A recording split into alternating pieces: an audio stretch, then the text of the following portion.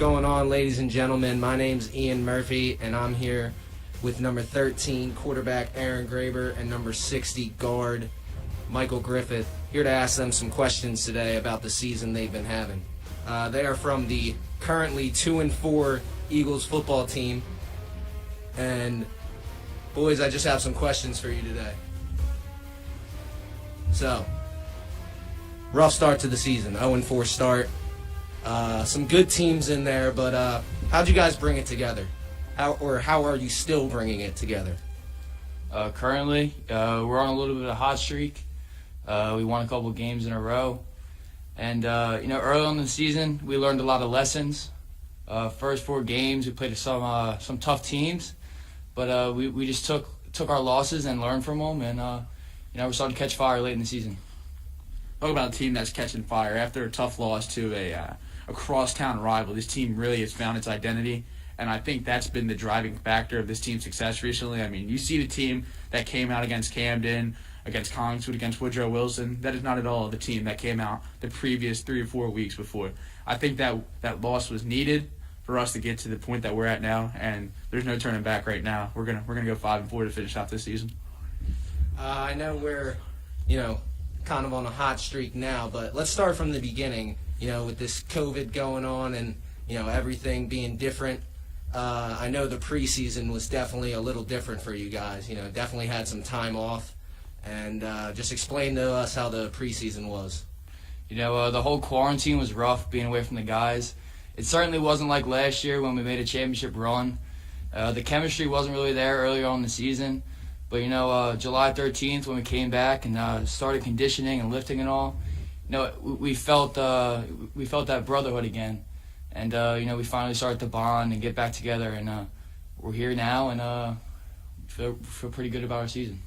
If you look at West Deptford in the past, you see that the offseason is the backbone of this team's success. And when you take that away, there's going to be some problems that are going to come across. And I believe did what we could over quarantine. A lot of meetings, a lot of coach morale setting out workouts, a lot of, some side workouts with people. But not having the preseason definitely hurt us, but it hurt everyone in South Jersey, everyone in New Jersey, everyone playing football right now. It hurt people. But this team can't bounce back from that rough start, and, now look at us. Yeah, so let's just answer some questions that we had going into the season. So obviously a veteran line, the whole right side of the line returning, 2 all-conference players, including our tight end. But definitely some questions at our skill positions. In the backfield, we have some young players had to show themselves in varsity football. How do you think they handled it, and how are they continuing to improve? Well, early on in the season, we weren't really getting it done as a whole team. And, the line was playing good, but, in the skill positions, it wasn't getting done yet. But, as Griff said, the whole weight room process in the off season is our biggest thing here. But the younger guys didn't get that this year. And, it was rough early on, but they finally started to come along. And as soon as they started to figure it out, the whole team started to figure it out. We're getting better as they get better. I think when you look at a group that has improved the most, you take a look at the running backs. Talk about a group who really showed out this past Saturday against Woodrow Wilson. We, like Murph said, we had the offensive line returning the whole right side with 2 all-conference players. But the questions did lie in the backfield, and the question lies with the skill positions. But, man, talk about a group that has progressed. We had some kids who have never played varsity football before learning tough lessons against some tough teams. We played some monsters, as Coach Morrell says. And now these kids, they're getting accustomed to varsity football. They're getting calloused. And if you just want to take a look at the team that came out September 2nd, I believe that's where the Haddonfield game was. October 2nd. To the team that just came out against Woodrow Wilson. 2 completely different teams with a running back group that's executing at all facets of the game. Talk about a roller coaster of struggles that you guys had. Your first scrimmage of the season was an 8-0 defensive Donnybrook versus Pensgrove. But it seems as of lately, the struggle has been on defense. Explain to us how you guys are improving on defense and how you plan to get better. We are playing some good teams this year. who they move the ball on offense. They're good on defense. It's a lot of good teams we're going against. And as the season goes on, we're still getting better on the defensive side of the ball. And, we're starting to come along, but we still have room for improvement. There's always room for improvement, especially for a defense that did lose 10 starters. And that's not really an excuse for West Defford here, but it is a defense who had a lot of new guys playing some varsity football. Like, again, we keep mentioning these tough teams. We learned some lessons across the way, and we're fixing those lessons every day in practice. We're spending time on the problems that we see on the film, and it's gonna turn out to a good defense. Interesting. So with the very rich tradition here at West Defford, and you guys starting off with the worst record in West Defford since probably the 80s, I know that was hard to overcome, especially with all the talk from the outside. How'd you guys handle that and block that out? It's hard to see around the haters sometimes. The outside world talking on us, and West Defford's not as good as they used to be. It's rough. It's rough being in a program who's being talked bad upon. But we tried our hardest to just focus on ourselves, focus on our team. And really, that's what it comes down to. It comes down to us and how we perform on Friday and Saturday. That's all it really comes down to. Yeah, like what Aaron said, we came in every Saturday, every Friday with the mentality that's like we might be 0-1, 0-2, 0-3, 0-4, but that team that you saw practice was not an 0-4, 0-3, 0-2, 0-1 team. I think that's been what's keeping us going. Just because the record says 0-4, we're not 0-4 the way that we've been practicing. I mean, if you look at some of the practice film, some of the physical battles that we had at practice, that's not a team that comes out 0-4.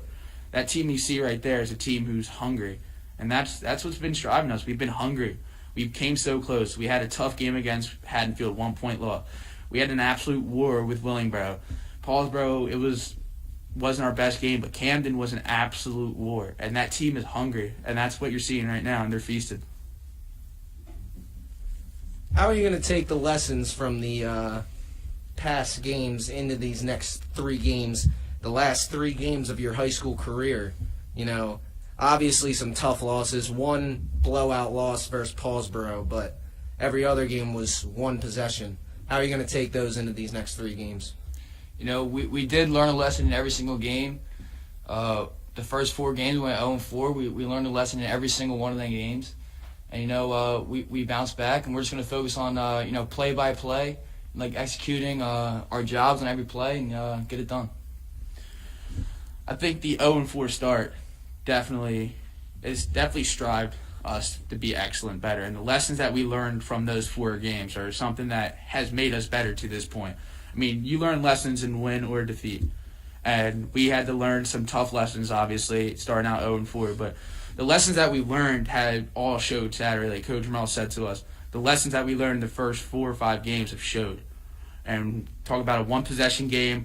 That was a battle. Talk about a game where we came out hot. Talk about a game where we finished hot and it just died out towards the middle. I mean, we've learned lessons from every loss that we've had.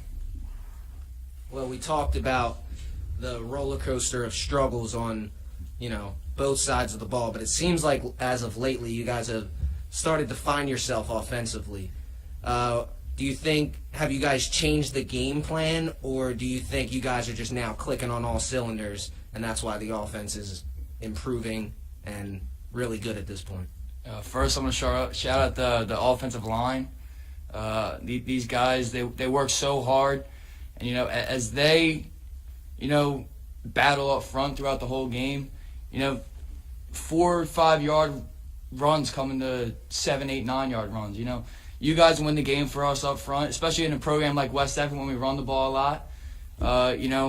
As you guys, get it done up front, the backs can, see some holes and get through, and we make some big plays. I believe one thing that has definitely made us better as an offense is confidence. The offense is starting to operate with confidence. It's not some like the team is trusting these 1 to 2 yard runs at the beginning of the game are going to turn to 3 or 4 to 7, 8, and the team is trusting that, and the confidence is just. We're playing with some serious swagger right now. The team that came out these past 3 weeks have played with some swagger. And I think that confidence, that swagger is what's helping us offensively. And we just got to translate over to the defensive side of the ball. Just one question from this weekend. Obviously, some secondary struggles this weekend. 34 points and probably 75% of the yards came through the air. So this is kind of a question for Graber. How do you guys plan to fix that as a secondary and shut down these next three teams? We evaluate the film in the secondary. We're trying to figure things out. We played a pretty good team, but that win on Saturday should have been a bigger win. We should have won by a little bit more.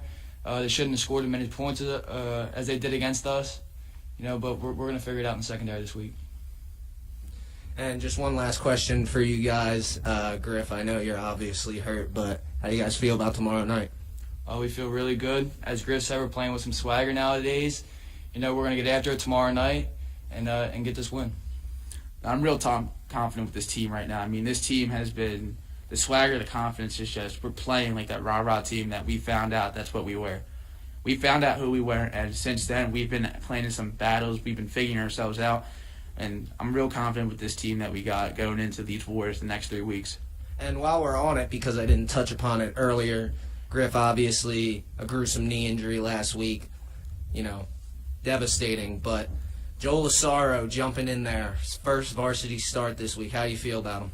I feel good about Joel Asaro, number 71. Definitely a kid to keep your eyes on. A kid who's been working hard for 3 years. A kid who's been coachable from Coach Caroline to me, always asking questions. I'm real confident that Joel Asaro is going to get the job done tomorrow night.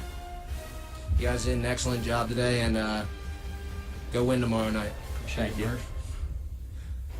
This is Ian Murphy, and I'm back at you with our other half of captains, Chase Austin, center number 58, and Cody Thurston, a tight end number 18.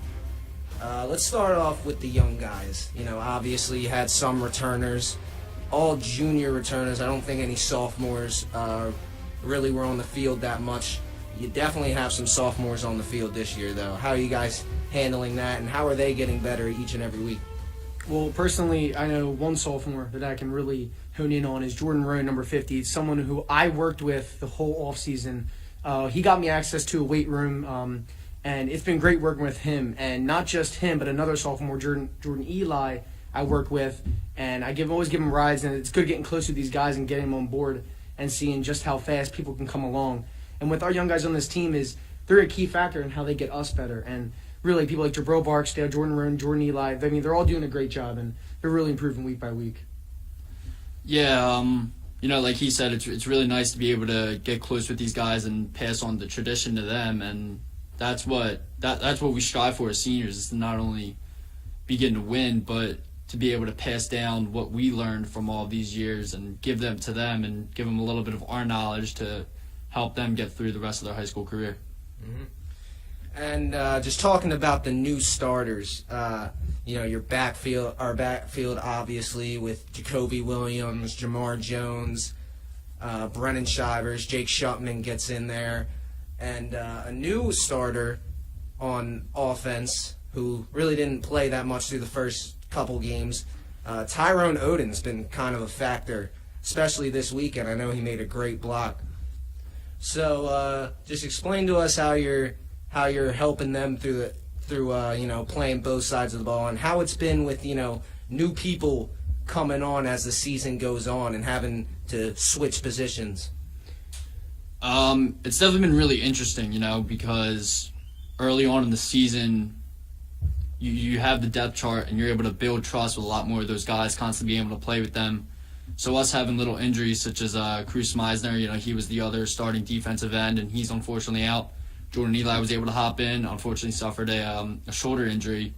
But we talk about kids like Tyrone Oden, who slowly started to get reps at wide receiver in the beginning and has quickly transferred onto our defensive side of the ball. And he's really making an impact and starting to buy into what we believe, and he's beginning to start to trust all of us. Getting him through this season is something that I've been really focusing on.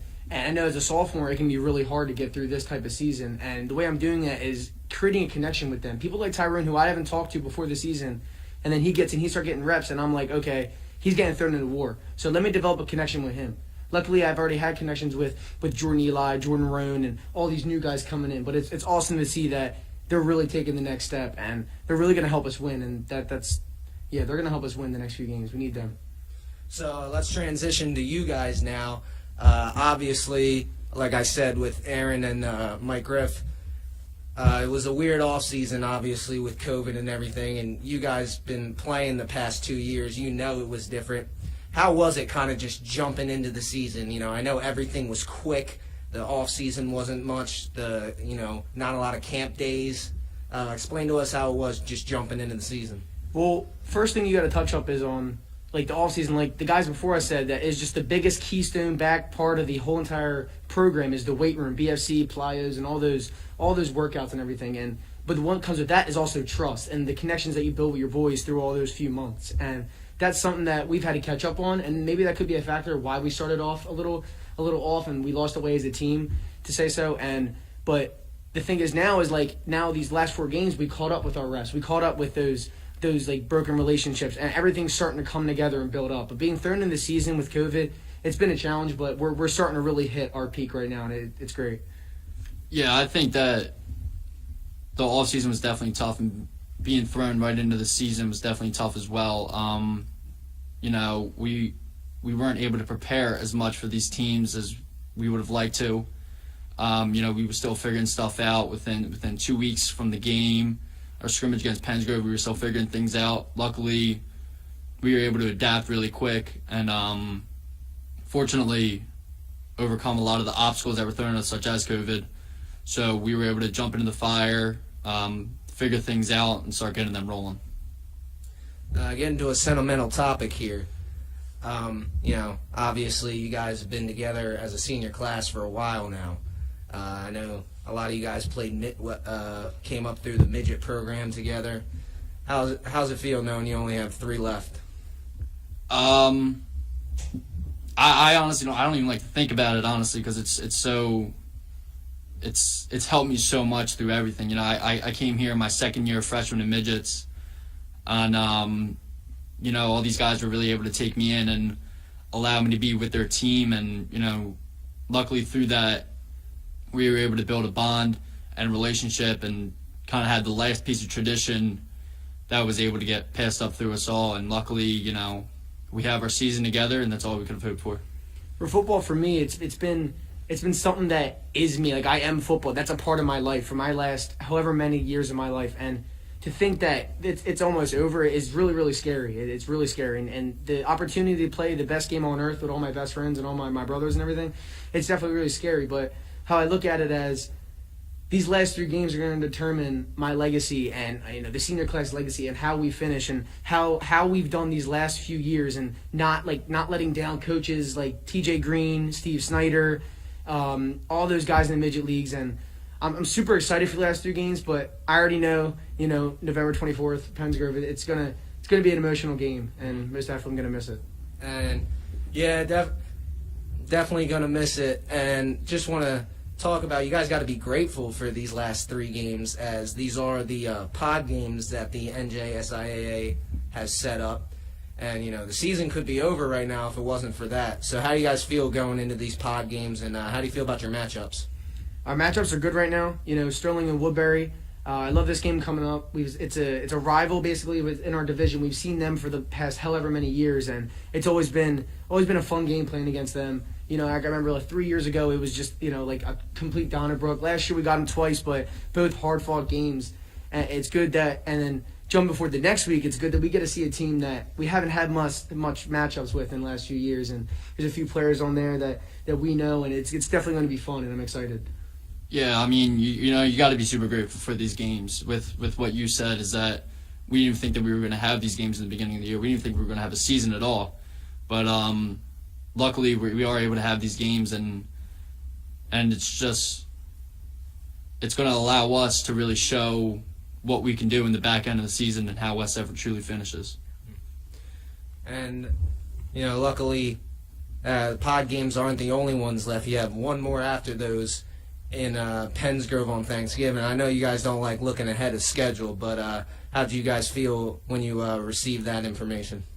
Oh, I know we were really excited. Usually we have 7v7 in the off season, nice little passing league, and they always seem to get us in there. And they like to talk a little bit, but like West Everett does, we just put our hands in the dirt and keep going. So last year we were able to get a scrimmage with them. We showed them what West Everett works like. The scrimmage that just passed, it is what it is. We learned from it. We're still figuring things out. Luckily, we get another shot to put our pads on and get after it. The thing I'm most excited for about that Penns Grove game is we played them before we had an identity, and we played them before we had everything figured out. We didn't have a D-line figured out, a backfield figured out. A lot of the things went like weird. And with this Penns Grove team, I already know they're going to come in and expecting like the same team that they fought, but they don't know how many reps we've caught up on and how much of a better team that we've become. And I'm super excited for and grateful. Yeah, and talking about identity, I feel like if any group has developed their identity, it's been the offensive line, and you guys being two chain gang members. Explain how it feels knowing that you're the veterans and you're the group that's, supposed to get it done. It's a big responsibility, but it's something I like. Always looking at the board and plays a fist and plays that unit because, with 3 of the 4 captains being on the offensive line, you're going to think that that's the strength of your team. And it's awesome to see that, the backfield has realized and has definitely really started to run behind us. And, last week was 500 yards of rushing yards, and that just shows you what the chain gang can do. And if you run behind the chain gang, it's awesome. Yeah, having such a veteran line, it's scary at sometimes because that these kids behind you are always constantly looking up to you and seeing what you do and seeing how you work. So a lot of the time it can be scary, but we were such a veteran line and we've played together our entire life that we were able to click on all cylinders from day one and just keep it going and not stop. Mm-hmm. So I asked them kind of the same question about identity on offense.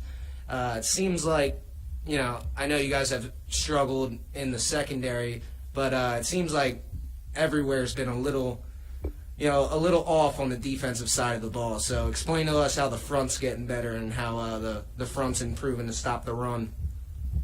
It's really interesting. We got a lot of stubborn kids on both sides of the ball, especially on defense. We butt heads a lot. But, in the end, we all come together, and that's what we constantly strive to do every weekend of practice. Every film session, we try and nitpick the little things, the little details that can get us better, and that's really what we try to improve upon during the week of practice. Well, with our defensive front and stopping the run and stopping the pass and everything, it's gonna rely on those O guys and who know what to do.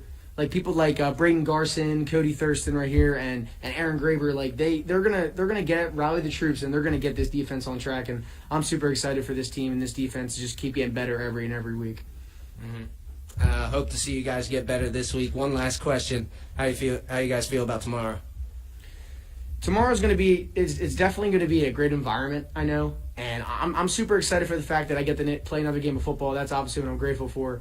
But at the same time, it's like this week is the week that I believe everything's going to click. I think our secondary just got challenged. They're going to click. The offensive line in practice is getting challenged. They're going to click.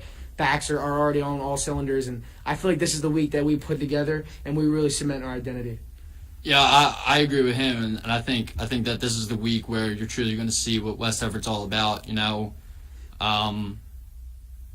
We've had some battles with them, but they're not war-tested like we are. We've been through the fire with Camden, Woodrow Wilson, all those teams. So we're really looking forward to coming out and banging with each other. Boys did a good job. Good luck tomorrow. Thank you. Thanks for joining us on our pregame show. Thanks to Aaron Graber, Chase Austin, Cody Thurston, Mike Griffith, Mr. Kirsch for setting this all up, and Sean Fleming behind the booth. We hope you enjoy the game.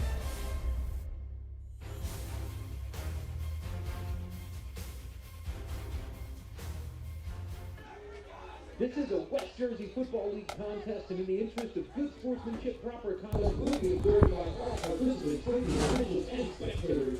Failure to abide by the conduct rules will result in ejection.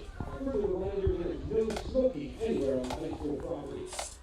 A statement from the NJSIA. Okay, welcome to West Deptford High School for tonight's contest. Eagles are going to be hosting Sterling tonight. Sterling's coming in with a 1-5 record, struggling a little bit this year. West Deptford's been on a roll. And since that tough loss to Camden, they've gone on to win 2 games in a row and really are playing much better. Very much better. The offense seems to be starting to click together now. Defense is having a little trouble sometimes here. We're having and the biggest problem so far has been penalties. We have to control our penalties here. But Sterling is missing a couple of players, so they're a little down right now. But we should be, it still should be a good contest, and we've got to clean things up and play a good ball game here. Of course, that's on color tonight. Mr. Coach Dixon. This is Pat Vialri here giving play-by-play, kickoff with a whistle. And a penalty. Not the way you want to start. Be offsides on West Deptford. It's Brady Clark kicking off for West Deptford. West Deptford had a nice win last week at Woodrow Wilson. High scoring game. Yeah, Graber 2 for 2 with 2 touchdown passes. Over 200 yards rushing. Very, very good game last week by Aaron Graber. And a great job by the offensive line last week. They were very good, but this week we're missing Mike Griffith, one of our guards, who was playing really well and happened to hurt his knee in that game. All right, kickoff being returned by Sterling.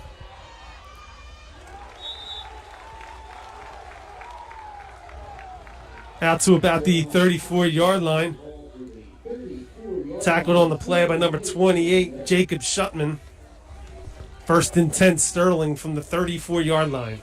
Sterling has been playing mostly in the spread offense here. So we'll see how they come out tonight. If they try to change anything up or they stay with the spread. Yeah, and again, the word is that they've got a number of players out today. Even on their roster, they've got a number of names with to be determined next to them. So we'll see who we have going here. So we got a twin split formation here with the fullback. Eagles are in a 40.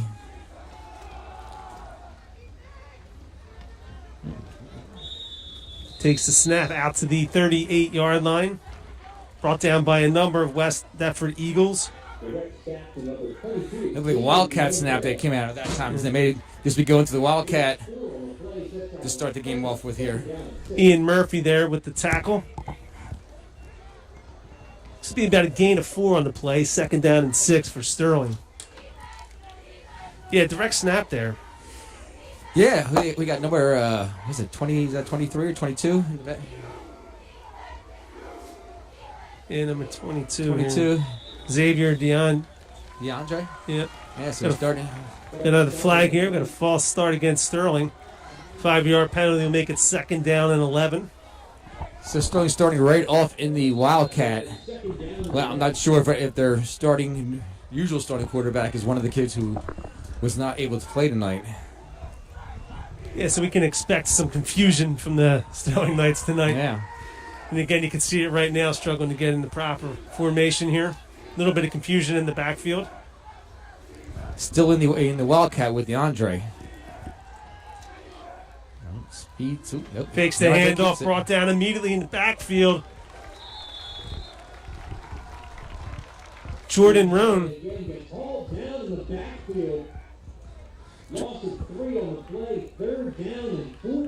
Jordan Roan on the tackle. 3rd and long here. The question is now, can DeAndre pass the ball, or are they just going to keep on running out of the Wildcat? I think their normal quarterback, has come into the game.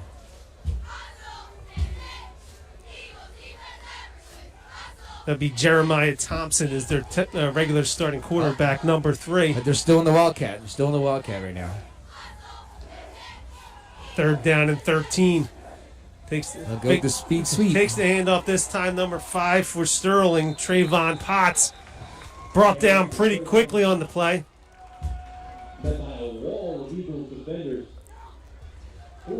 Number of West Deptford Eagles on the tackle, led by C.J. Senator. Loss of a couple on the play is going to bring up 4th down and 17. Not a good start for the Sterling Knights, but a great start for the West Deptford defense. All right, we'll have Jacoby Williams back to return the punt. The last game I saw Sterling they had some trouble with their long snapping as well. You got DeAndre back for the punt. Yeah, it looks like he's going to be punting also. And Jacoby might be a little bit too deep on this one. Looping snap. He gets it off the side of his foot. Down by West Deptford at the Sterling 19-yard line. Kyle Dugan almost catches it. Almost. To his surprise, the ball's coming at him 6 yards away sideways. The question is, would that be called an interception? If you catch it off somebody's foot. That would have been the oddest punt return for a touchdown if Dugan was able to catch that and return it. But good news for West Deptford. 1st and 10 at the Sterling 20-yard line.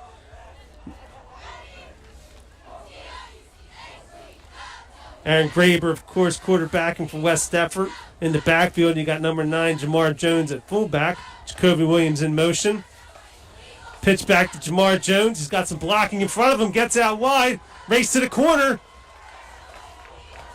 Looks like he's pushed out of bounds at about the 1-yard line. It's going to be 1st and goal, West Deptford from the 1. Nice blocking on the edge there. Is that Jake Shutman on the edge? And Jacoby Williams. Yeah, sorry, fans, we don't have a pylon cam here at West Deptford. That certainly looked pretty close. Mr. Kirshner has to work on that. We need the pylon cam next.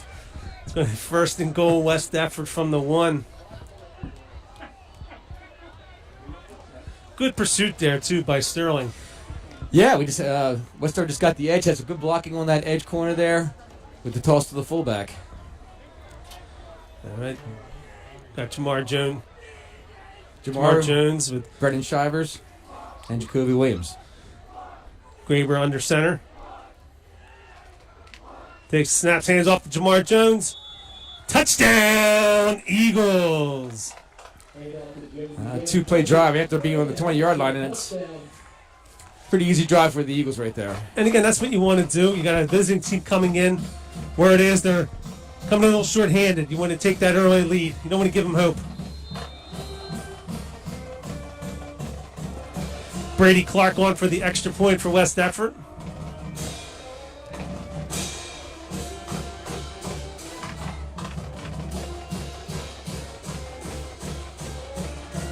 Graber takes the Senator snap. Kick is good. West Deptford jumps out to the 7-0 lead with 9:04 remaining in the first quarter. Yeah, well, as you said, Mr. Rely, once you get a team that's coming in a little down already, you don't want to give them any hope. Kind of like having a wild animal in a corner. If you let them out, could be trouble. But you would keep them in there. Yeah, and of course, when you're coming in as the favorite, the longer the game stays close, the more pressure you begin to feel. Exactly. Good to hear our band back again. Yeah, good environment here tonight at West Deptford. The band is playing. You can smell the smoke from the burgers coming from the snack stand.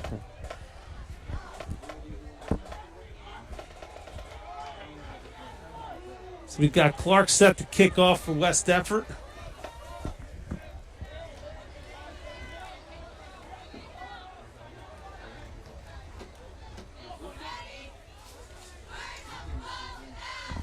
Xavier DeAndre back again for them. Yeah, it looks like number 22, Xavier DeAndre, back to return. He's taking on multiple roles here tonight.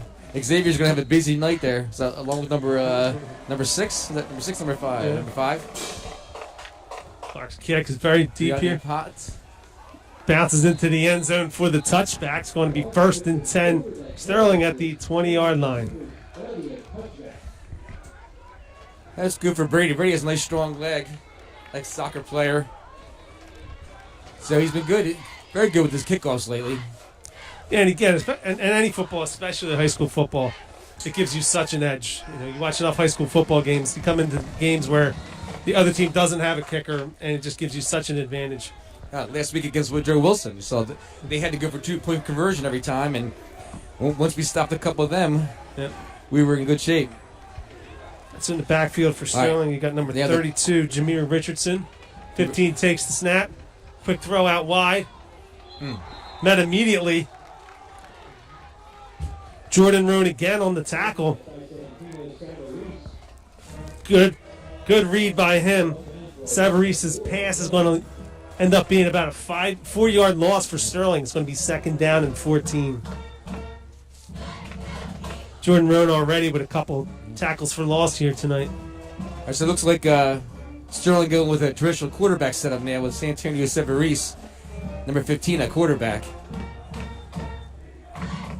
Hands it off. Again, breaks a couple tackles, but eventually brought down by Braden Garson. Again, Xavier DeAndre at the running back position for Sterling. Yeah, it looks like no gain on the play. 3rd down and 14 for Sterling. So maybe they're just trying to shake things up at the beginning there, running the Wildcat for that first series, but they really didn't have too much success at it, so they're going back to the more traditional style here. Yeah, and again, when you coach high school sports long enough, it's very difficult to make changes like that and be successful. Yeah, especially in 1 week. You might be able to do it for a series like that. You may catch somebody off guard, but to be really proficient at it, you need to be practicing it a lot. Severese's pass is intercepted. Jamar Jones, touchdown, West Epford. Great read there by Jamar Jones. Severese trying to hit the guy on a quick slant. Jamar Jones makes the read, brings it in for the touchdown, so it'll be a 16-yard touchdown return for West Epford. Yeah, great read by Jamar from his outside linebacker position. Just stepped right in front of that slant and picked it off. Jamar Jones off to a great start. That's 2 touchdowns in a minute and a half. Yes. And Jamar had a really good game last week against a really tough Woodrow Wilson team. He really ran hard inside from his fullback position. Yeah, and Jamar Jones is a kid, even as a freshman. I remember you talking about his toughness and saying that he's going to be a good one here at West Epford. Brady Clark, extra point attempt is good. West Epford jumps out to the early 14-0 lead. Well, that's one way to jump on somebody really quickly.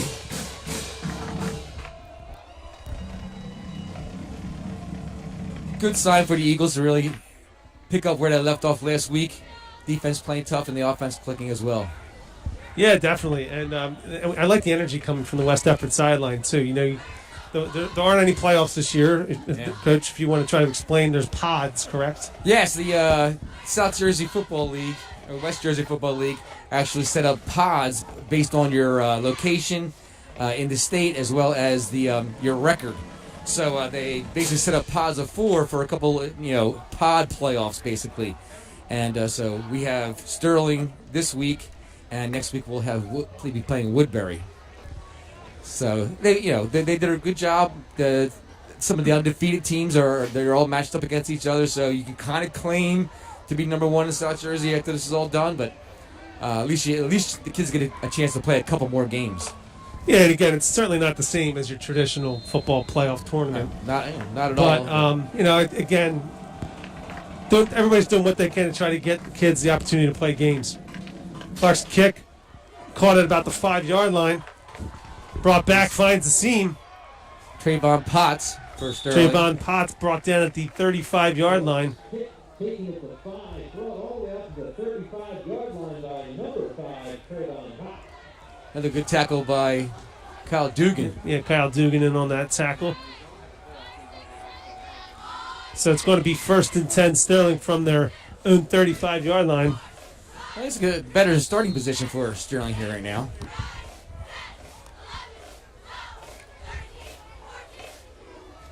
And they seem to get back again into the traditional quarterback spread setup here. Right, Severese in the shotgun.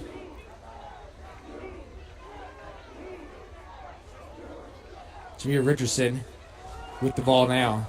Quick handoff to Richardson, met at the line of scrimmage. It's like Ian Murphy was the first one there on the tackle. Short gain on the play is going to bring up 2nd and 9. Nice job by Ian coming from his linebacker position. Yeah, linebackers are playing well tonight. Already been in the backfield a couple times with tackles for loss.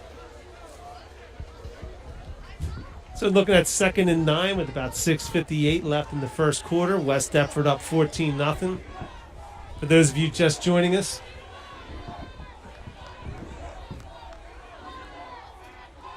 Santino Severese in the shotgun. Takes the snap, looking to his right. Left-hand quarterback met. Sacked on the play. Cody Thurston. Yes. coming from his defensive end position. Blind side. Santino Savarese looking to his right. Thurston coming to his left, doesn't see him. Gets a clean shot on the quarterback for a big loss on the play. And Savarese was looking for that slant again. And same thing, the outside linebacker dropped into the zone, so he held the ball just a little too long that time and gave Cody Thurston a good chance to come in to make a hit. Looks like it's going to be about 3rd and 16 now for Sterling. Again, total yards for Sterling today after 3 drives is certainly in the negative. Negative, yeah, they got 1 yard that one play. Shotgun formation, quick handoff again. Richardson. Back to Richardson. Gain of a few on the play, met by a number of West Effort Eagles. It's going to be well short of the first down, of course. Gain of about 5 on the play. It's going to bring up 4th down and 11. I think CJ Senator in on that tackle. Yeah, Senator does a good job of just holding them up. His teammates came, finished the play off, brings up 4th down and 11. Jacoby Williams set to return the Sterling punt. Let's see if the punter here can get a little more foot on the ball this time. Yeah. Again, it was a high snap last time, so he had a little trouble there. Yeah, Jacoby set up now at the 35-yard line. They are in offense. They're in offensive formation. I guess if the punting game as bad as it is, Jacoby can come up, but I'm trying to yeah, do a quick kick. they're in a shotgun unless they quick kick it. They're not. They're going to look to make the pass out to attempt is incomplete. So Sterling is going to turn the ball over on downs. It's going to be 1st and 10 West Deptford on the Sterling 34-yard line. Yeah, that's almost a sign of desperation there. You're trying to maybe catch him off guard, but maybe not such a wise decision when the ball's on your own 34-yard line. Yeah, I imagine the thinking is we're down 2 touchdowns already. Yeah, just try something to get something going here. Conventional decision making is not going to get it done tonight, so maybe we try something unconventional. But at 4th and 11, that's a tough call there. Yeah. But it's as good as a turnover for West Deptford, of course, and it's going to be 1st and 10. Graber under center. Jacoby Williams in motion, takes the sweep. Jet sweep, nice block by Cuts Brennan back Shivers. inside. Again, good patience there by Jacoby. Allowed the block and he gets set up. Really nice block on the edge there by Brennan Shivers. Jacoby Williams cuts it in. Gain of about 7 or 8 on the play. Tackled by Sterling's number 50, Eric Shipley. It's going to bring up 2nd down and 2 for Sterling. I'm sorry, for West Effort.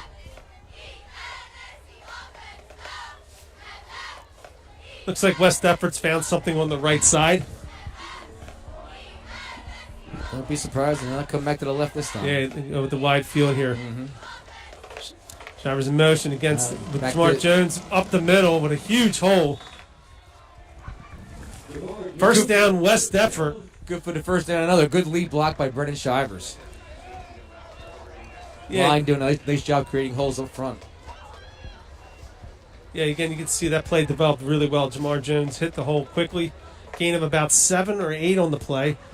Good enough for another West Deptford 1st down on the Sterling 17-yard line. A little interesting now, your right guard here is Joel Asaro. He's the one taking over for Michael Griffith tonight. All right, so you got under center again, Jamar Jones. Shivers in motion. Jamar Jones takes the handoff. Brought down pretty quickly at the line of scrimmage by number 78. We don't have his name on the roster, but He's one of the biggest guys on the field. yeah. Nice play there by him. He shed the blocker and got a hold. So his gain of about 4 on the play is going to be 2nd down and 6.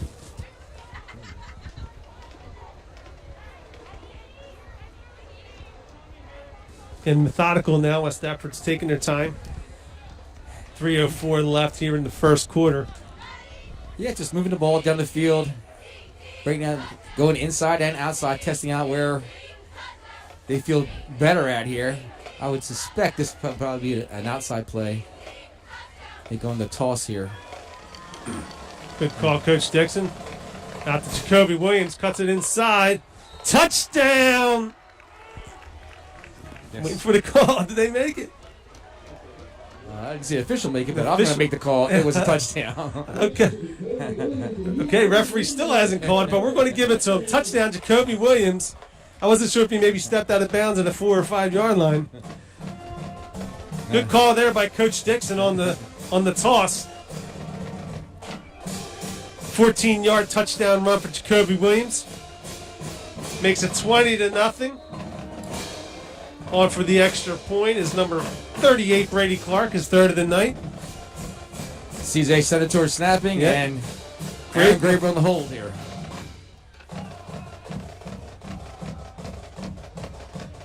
A good snap. Hold is down, and the kick Ooh.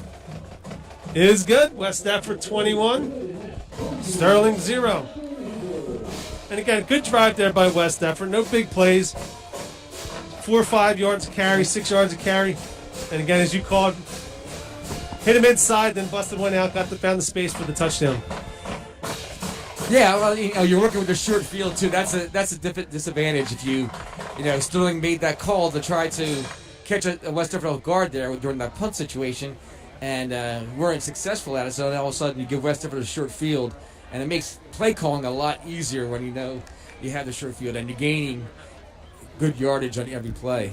And you can see the Sterling coach is still coaching them up, working hard here, trying to rally the troops, which can be obviously discouraging. Now 3 touchdowns in the first quarter. After 27 years of coaching here, I'll tell you what, Sterling kids are always tough. Yep. They're not going to give up. They're going to play tough the whole game, no matter what they're doing. Yeah, we were talking before the game. The last time Sterling beat West Effort was 2005? 2005, I think it was the year, yeah. Arthur Ellis. The name still rings in this stadium. Clark kicks off. Nice deep kick for West Effort. Returned by Trayvon Potts. Out to the 28-yard line. Steps out of bounds. 1st and 10, Sterling Knights. Joe Bilodeau got him out of bounds there. So again, for West Effort, both sides of the ball off to a great start. Defense really playing with a tremendous amount of energy. Made about 7 or 8 plays for a loss at this point. Caused the turnover, scored a touchdown. All facets of the game right now, West Effort's been dominating. Yeah, they're really starting to build off of the last 2 weeks victories here. So hopefully they can keep their confidence up and just complete their jobs. As Coach Morrell always says, do your job and let everybody else do their jobs.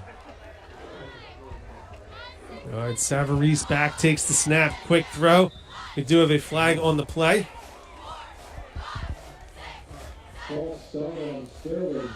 Sterling moving there and see who it was. Yeah. Got a false start against Sterling. Going to be 1st and 15.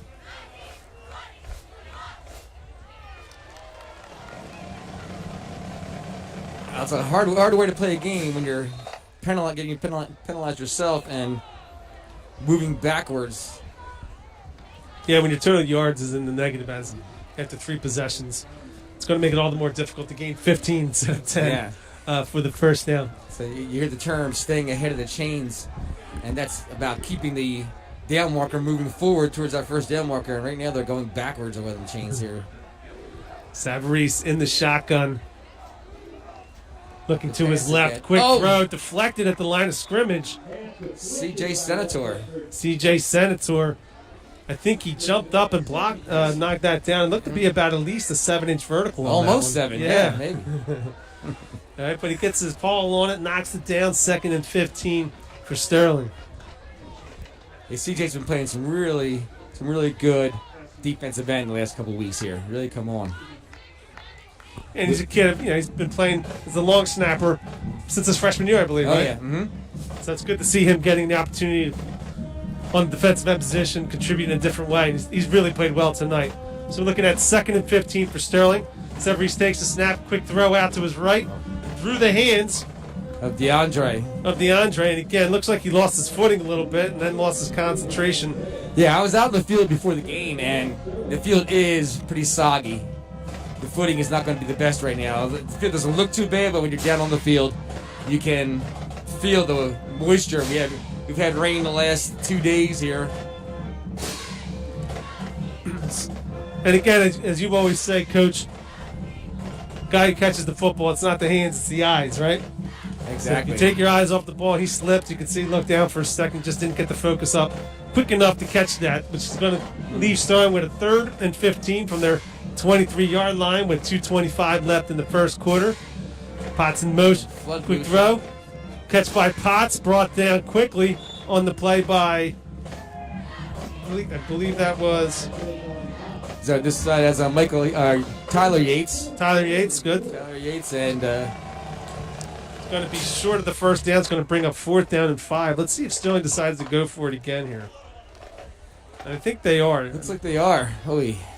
And again, part of this too just might be after seeing that first punt, you might look at it and say, well, we might as well go for it. Yeah, I'm not sure if their normal punter is available tonight either. So All right, Severies takes the snap, looking to his right, throwing a pattern. Guy is open, but we have a flag on the play. It's dropped.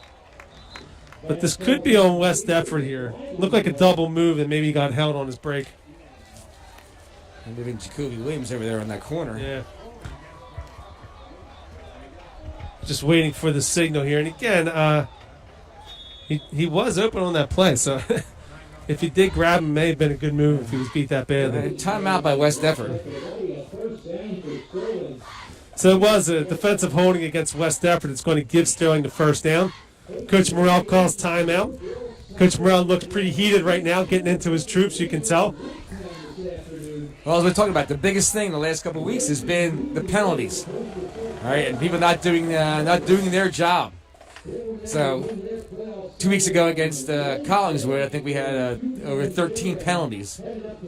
So you can't let that happen and expect to win big games. Yeah, and again, if you're looking at Coach Morrell right now and you see how angry he is, but it's 21-0. But as a coach, it's you're looking for guys to do the right thing, to get better and to improve. And Exactly. if you're seeing guys maybe making a mistake that you coached or making mistakes that they've made throughout the year, you get animated. Exactly. You get frustrated. Especially in a game like this, you want to see your team and your players performing at their maximum, doing what they're supposed to do. And again, that seemed like another mental breakdown right there. And we had a couple of them against Woodrow Wilson last week, where it had some people running wide open. Again, people just either not thinking about what they're supposed to do or not understanding what they're supposed to be doing back there. Severis in the shotgun formation. Takes the snap, looking to his right, quick throw outside the Potts. Gain of about 6 on the play, tackled by West Deptford's number 50, Jordan Roan. Gain of 6 on the play, 2nd down and 4. Yeah, so Sterling was in a 2-by-2 spread formation there, and West Deptford was in a cover 2 with their corners up. So Sterling taking advantage of that zone in between the corner and the safety there that's kind of open at the moment. 2nd down and 4. Quick handoff Richardson again. to Richardson, pushes the pile forward for maybe a gain of about a yard on the play. Got Jamar Jones at the bottom of the pile, along with Ian Murphy. It's going to bring up third down and 4 with 45 seconds left in the first quarter. And sometimes, too, as a coach, Coach Morrell may have been doing that on purpose. You're getting up to a quick lead. You want to keep your guys focused. And so sometimes in your head, it's not actually, you're not even that angry. You just have to show that you are to try to keep the focus. Bad snap on the play. Severies picks it up and is brought down immediately. Looks like we had number 65 leading the way on that tackle, and that's Kyle Belbin. Let's see if they go for it again here. I believe Belbin is he replacing Griffith for injury? Yes, he is moving into that spot that Griffith was playing on defense as well. So that's Michael Belbin, number 65. 6'1", 250-pound senior. Karate expert. Is he? Yes, he is. Black belt karate. That'll be the last play of the first quarter. West Deptford up 21-0 over the Sterling Knights. And as you were saying, Mr. Vialri, I'm sure Coach Morrell is trying to make sure that his guys stay focused. They keep their heads in the game here. He'll watch this film with the team tomorrow, and even no matter what the score is, if you did something wrong, if you did not complete your job, he will be very upset about it. Yeah, and sometimes people might not understand that from the coach's perspective there. Yeah, we're trying to get your team to execute well, and hey, these guys, if this score continues in the direction it is, these guys might be out by the end of the first half. So you might only be playing half a game. So the half a game you're playing, you better execute well. And at the same time, you want to make sure that next week's opponent you're better than you were this week. So if you're going to make the same mistakes over and over again, sooner or later people are going to take advantage of it. All right, so starting out the second quarter here, West Deptford off to a great start, up 21-0. Sterling with the ball at the 46-yard line. We're looking at a 4th down and 9. And Sterling, if you just joined us, his first punt was sideways, and they've gone for it 3 possessions since and have not converted yet. Except for the penalty for the first Except for down. that penalty, that's correct. So you have a quick pass. Intercepted on the play. Jordan Rowe down to the 20, the 10. Touchdown, Eagles! Sophomore Jordan Roan. Jordan Rowe, again, reads the play. Great hands on it. A two-way starter as a sophomore. He's doing a great job there. Reads that little slant, and he gets it, nice little seam pattern, and steps underneath it, takes it in for the touchdown. Yeah, Jordan Rowe off to a great start so far. In the first quarter alone, he had a couple tackles for a loss. All right, he's filling up the stat sheet. And that's something we've seen from him throughout the year. Even in the game early on, when the team was just getting started and struggling, he was still in on tackles, getting in physical tackles with Tootin, even though they were down. Right? I mean, you're like, man, who's that kid who stuck his nose in there? And it was Rowan. So, and again, you start to see it pay off here. Like I said, yeah, as a sophomore. Last year as a freshman, he was a very good player as a freshman. And now coming up here and to step in as a starter both ways. He starts offensively and defensively. As a sophomore, doing a great job. The whole Roan family had has a long history here at West Deptford and playing very well for us. All right, so penalty there, and substitution violation there by Sterling. So Clark is going to be on for the extra point. Graber on the hold, Senator on the snap, and the kick is no good on this one. And Coach Morrell will not be happy with that one either. So West Deptford again jumping out now to a 27-0 lead. Again, this is what we talking to some of the coaches before the game, talking to some people who were informed, thought that this game could be lopsided for West Deptford based off the fact that you have a team that's coming in 1-5. Some common opponents that they lost to West Deptford had beat, like Collingswood. And also, what the word was, they've had quite a few kids out today for various reasons. So this is going to be a tough one for Sterling. Yeah, like I said, Sterling will always give you a good fight, and the kids are always ones who will battle at you. But right now, just seem to be a little bit overmatched at the moment. Yeah, and again, with high school sports, it takes time to get into a rhythm. When you're inserting people into positions, possibly moving guys in to positions that they haven't played before. With football, everybody's got to be doing their job, these Morels. And if you have 2 or 3 people who are a little bit uncertain, doing the wrong thing, you end up down 27-0 with 11 minutes left in the second quarter. Exactly. I was when I'm coaching with the team and coaching the freshmen, I'm always talking about how basically it's like doing a dance together. 11 people doing a dance, and if one person's off step, the whole dance doesn't work. And that's what's kind of happening right now. Kick is brought back by Potts, caught right at about the 1-yard line. Good return out to about the West Deptford 23-24 line. So David Davis in on that tackle, number 25 for the Eagles. Yeah, West Deptford special teams also played very well tonight, minus that missed extra point. Well, it looked like Brady was telling Coach Morrell that he slipped a little bit as he went to make the kick. And Coach Morrell was explaining to him that he is allowed to place that block wherever he wants to on the field. So they can move over a little bit if they score again and put it on some better ground.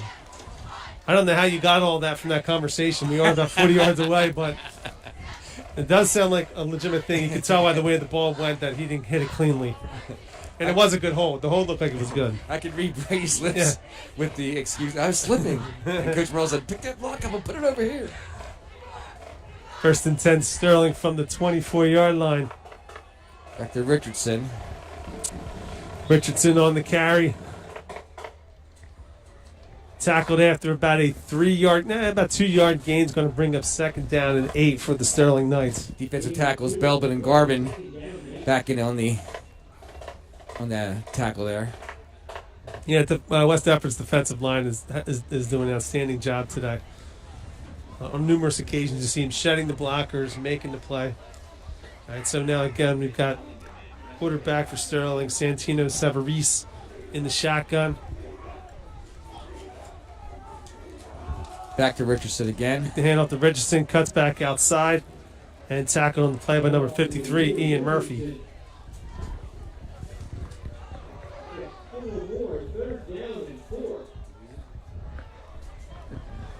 It's going to bring up 3rd down and 4 for Sterling.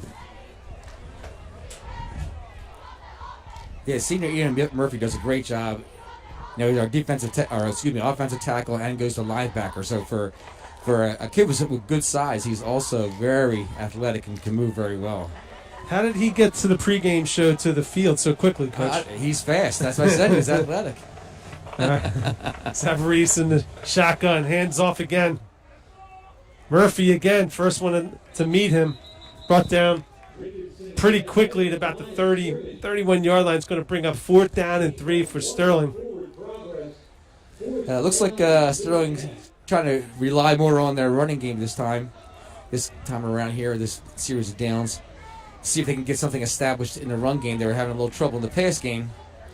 Yeah, and again, in the old adage in football that when you pass the ball, a whole lot more can go wrong than when you run the ball. And for Sterling, too, the good thing for them, down 27-0 in a game that looks like it's going to be pretty lopsided, the clock keeps moving when you run the football. When you run the football, exactly. It's a lot easier to hand off the ball as well as for the line just to go straight ahead instead of trying to pass block people. So again, we have all kinds of stuff going here. Yeah, 22 looking like he was going to take the direct snap, DeAndre. There may have been some movement on the left side of the line by Sterling, though. No, it looks like it was on West Deptford.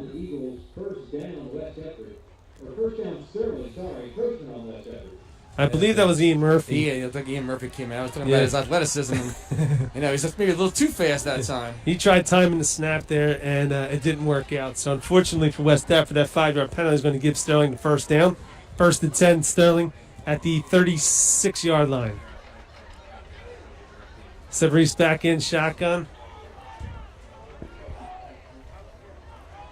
Hand off again to Jameer Richardson. And again, Murphy, the first one there. Murphy hitting him high, and it looks like Cody Thurston had him low. So a gain of about 1 on the play, 2nd down and 9. Sometimes, too, when you're a coach, if you're down 27-0, you say to yourself, okay, this looks like one we're not going to win. So let's try working on some things here. Let's try to establish some run. Let's try to get some guys some experience doing the things that we do systematically. Yeah, sure. I mean, Richardson is a good back. Yeah. So to have him back there, hey, what the heck, right? Run the clock as well as let's work on this run game and feed our big athlete the ball. Yeah. And there he goes. Again, Richardson takes the handoff. Bryson Garson, just combined his two names, trips him up at about the 40-yard line. Brings up 3rd down and 7 for Sterling. Yeah, and again, if anybody coaches long enough, you've been on the bad end of these, and a lot of times you just say, okay, guys, let's try winning this quarter. Try to break the game down in some parts and try to pull some positives out of it. Exactly. Just win this series of downs here. Let's get a first down, then we'll go from there. Yeah. You just want to keep on working a little bit of positives for your team. In the shotgun, Severese takes the snap, looking to his left. Can't find anybody, still rolling, throws it out of bounds. It's going to bring up 4th down and 7. So will they keep with this theme of going for it on 4th down here? Looks like they will. And again, speaking to our point too, and you coached long enough. Thank you. No problem. Yeah. I'm not trying to point out any age, nothing. But the when you're running in a system, good programs have an identity. They're known to do something. And when you have a young squad out here and against a team that you're probably not going to beat, you try to establish that identity to some of your younger kids. Just try to get them into. Oh, we're going to get another high snap. Falling down at about the 26-yard line. So that was 4th down. So once again, Sterling's going to turn the ball over on downs. the lack of kicking game tonight is really hurting Sterling. Yes. Yeah, I mean, people don't think about it too much, but the kicking game is so important. Special teams, I mean, obviously 1/3 of the game. Yeah, and again, at this point, I mean, you think there's got to be somebody on Sterling who at least kick a football 25 yards down the field, right? I mean, as I said, they were having a hard time with the long snap. Yeah. So to combine an inexperienced punter with an inexperienced long snapper, and you're looking for trouble. All right, so West Stafford will take over at the 26-yard line. Graber under center. Looking back. Throws. Tyler Yates. Oh, pass incomplete, but we do have a flag on the play. This is looking like interference against Sterling. Tyler did a good job fighting back for the ball and almost, created the pass interference as it happened there. He did a good job of coming back to the ball where it was thrown to, and almost forced him for the pass interference, which it is. So high school's 15-yard penalty. That's a 15-yard penalty for West Stafford.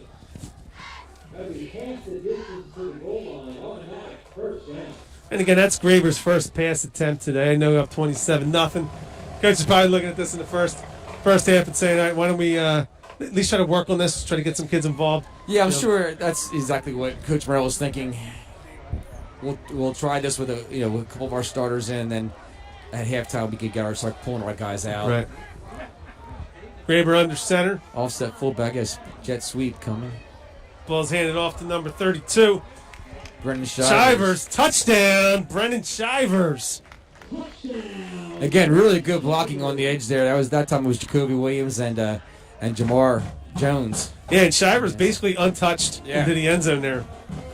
So Jacoby and Jamar are returning the favor to Shivers for his good blocking in the last couple of series. Yeah, and again, Brendan Shivers is what you would call a program kid. Oh yeah, I mean he's been playing well since he's been a freshman, and he just does what you ask him to do. He's not a flashy athlete or anything like that, but he does exactly what you need him to do. He knows what he's supposed to do. Acts a lot of times like a coach on the field, helping the other kids out as he's out there. Yeah, and again, you need kids like that in order to be successful. Clark's extra point this time. A little more It's solid. good. He moved the block over. I think he heard you. What's he saying? What is Coach Morrell saying to him right now? Can you tell? Now he's going to talk to him. He said, "Good job, kicker." That's what I said. Yeah, but it looked like he shortened his stride a little bit too, right? I mean, Yes. All right, so West Stafford up 34-0 after that Shivers touchdown. 7:27 left in the first half. Yes, under Coach Morrell, the kicker no longer has a name. He's just called Kicker. So in practice, it's Kicker, get over here, or in a meeting, when he calls for roll, he'll just say Kicker, and the kicker says here. So. Yeah, it's one of those deals where, I've spoken to Coach Morrell about this. And he said in college you'd watch the kickers, kick, having fun while they're sweating and grinding it out. And sometimes people will criticize the kicker, but tonight is a prime example of what happens when you don't have one. Exactly. So they got a tremendous amount of value, and it's a specialty skill, and it's an important one, but certainly they're not going to be grinding it out every day like Coach Morrell was. He was a tackle, I believe, at Lehigh. A guard. Is he a guard? Yes. Yeah, he's not quick enough for tackling. Right? He had to be a guard. His feet are too slow. All right, Clark now set the kick off for West Stafford. Brady only a sophomore as well. Potts on the returns. Had a good day so far on the returns. Oh. Out to about the 20-yard line. And that was Alex Switansky on the tackle, number 6. Again, Switansky coming off the field there. Good play by him, staying in his lane. Another sophomore there. There's been a few Switansky's that have come through West Yes, Stafford. he had a couple of them. All right, so 1st and 10 for Sterling at the 29-yard line. Alex, a tough kid, plays fullback and linebacker as well. Savarese in the shotgun with Jameer Richardson to his left. Back in a 2-by-2 spread formation. All right, still directing the troops, trying to get organized out there. The wide receiver's like, me? Me? Yeah. You going to throw it to me? Oh. All right, it's coming to There him. it goes. All right. right. Oh, woo. Misses the tackle. There you go. Jamar Jones there on the cleanup. On the cleanup tackle. Very good. Wow. that Xavier DeAndrea on the catch. Gain of about 5 or 6 on the play. was not like telegraphing where you're going to go with that ball, but hey, if it works, it works, you know? Second down and 4 for Sterling. Yeah, typically, you know, and it didn't look, I mean, again, it didn't look like a confident knee, right? It looked like, don't throw it to me kind of. All right, back in the 2x2 with Jameer Richardson in the backfield. All right, so Savarese in the shotgun. Back to the pass Throwing game. to his left. Man is open. Caught by Trayvon Potts. Tracked down by Wes Deptford. Tyler Yates on the tackle. Yes, nice run down by Tyler. Out to the 15-yard line. And Coach Merle will not be happy with that again. There's little lapses in the secondary where people are being left alone. They're only sending 2 people out to the pattern. So it shouldn't be too hard to figure out where you should be. Big gain on the play by Sterling. Clearly their biggest play of the game. So it's going to bring up 1st and 10 from the 15-yard line. Let's see if Sterling can get something going here, get something positive going for themselves. They have a big play. Instead, they can build off of that. Savarese in the shotgun. Jameer Richardson to his right. We have another Yeah, flag you on have the flag. motion on the wide receiver up top for We Sterling. got a false start against Sterling. It's going to make it 1st and 15. First down and 15. It's going to push them back to the 20-yard line. And again, you don't want to take your own momentum away, but that's exactly what they're doing here. Yeah, see, again, you just don't want to shoot yourself in the foot like that, where they set a big play and all of a sudden they end up being 1st and 15. So how are the sub-varsity teams doing this year at West Deptford, Coach? The freshman team had a little bit of a struggle. Some new kids who were playing football for the first time, but we're ending up on a positive note. They won the last game, and JV actually was doing pretty well. They I think they lost just the one game, I think, and just beat Woodrow Wilson on Monday by 18-12 score. So Good. they're doing well. So we do have a delay of game and now a timeout, which is never a good combination. You'd rather have the timeout before the delay of game. All right, but it's going to now make it 1st and 20 from the 25-yard line. So again, looking at the lineup itself, you do have some really good young players coming up here at West Deptford. Yeah, I mean, you have a bunch of young people playing right now. I mean, you have anywhere from Jacoby Williams and Jamar Jones are juniors right now, and then you have starting tonight with Belbin is a senior. I think this year. He is a Right. senior, Yeah, yes. senior. But Joel Sorrow, he's a junior, starting tonight at the guard position, and then you have as you said, Jordan Roan, and I mean, just like all over, you have young players who are jumping in there for the Eagles. Number 5, Tyrone Oden, playing safety right now. He's a sophomore. So right now we have at least 3 sophomores out in the field, and probably about 4 or 5 juniors out there. And of course, that's great experience here. So Savarese takes the snap, looking end zone here, incomplete. Looking for Potts is looking for a flag there. He's not going to get it. Looks like their feet may have got tangled Yeah, up so there. incidental contact right there. Look, Jamar was looking back for the ball at the time. Yeah. I don't think he purposely ran into anybody. That's going to bring up 2nd and 20 from the 25-yard line. And again, for Sterling, to get their first big play of the game down to the West Deptford 15-yard line, and then have a false start and a delay of game penalty. Yeah, so again, making it tough on yourself, where you don't want those mistakes to hurt you. You want the other team, if anything's going to happen, you want the other team to inflict something on you. Takes the snap, Oh. loses the ball. It's on the ground. It's definitely a fumble. see who recovered it. Thurston's pointing West Deptford's way, Yeah. but I think Sterling recovered this football. Yeah. Big number 69 there. Yeah. Made the recovery. Durand? Yep. It's actually Durand, according Durand, to yeah, this. yeah, it is. Durand. Yeah, same there. The quarterback went back in that and just looked like the ball slipped out of his hand. He seemed very frustrated. Yeah, he tried stepping into the pocket there and just lost control of the football. And the end result is I believe it's a 6-yard loss on the play. So, Yeah. again, Sterling has gone backwards since that big play.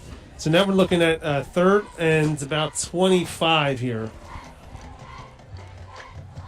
Savary shotgun takes a snap. Open. Oh, pressure was applied. Almost intercepted by West Deptford. Yeah, Brennan Sharps had an open shot at that ball and just couldn't bring it in. Yeah, probably one he wants back. It was a wobbler. I think he got hit on the throw. Maybe threw his timing off a little bit. Now he's cleaning off his gloves. Maybe that'll help. But again, broken up on the play. End result's going to be a 4th and 25 from the 31-yard line. Yeah, big pressure there by Cody Thurston coming off the edge there again. So, of course, Sterling is going to go for it here. I think they're out of field goal range. Yeah, maybe. Well, they're back to the 2-by-2 formation with Jameer Richardson in the backfield. A little confusion of who's where. Oh, there's motion there again. And a snap and over a bad his head. snap. All right. False start against Sterling. Yeah, you can see the flankers or the slot men for Sterling are having I don't know if they're having trouble hearing but I mean from that wide receiver spot, you're just looking at the ball if you're not sure, but they're trying to get a head start, almost like we're in the Canadian Football League here. Yeah, they're getting Arena League starts, and I mean, with the protocols as they are, it's honestly the crowd noise is so loud that they can't hear the snap. All right, so we're looking now again at about 4th and 30. They've gone back 20 yards, and now have taken a second timeout on this particular possession. Are we going to punt from here? Yeah, actually, it looks like they're changing personnel here. Yes. So we might be looking at a punt, which I guess might not be a bad idea since you're down here to the pin West Deptford deep. Yeah. You know, if your punter's not punting that far, you know, you get a 15, 20-yard punt. That means you put the Eagles onto like the 10-yard line or so. Yeah, and they're looking at a 4th and 30. Yeah. So I mean,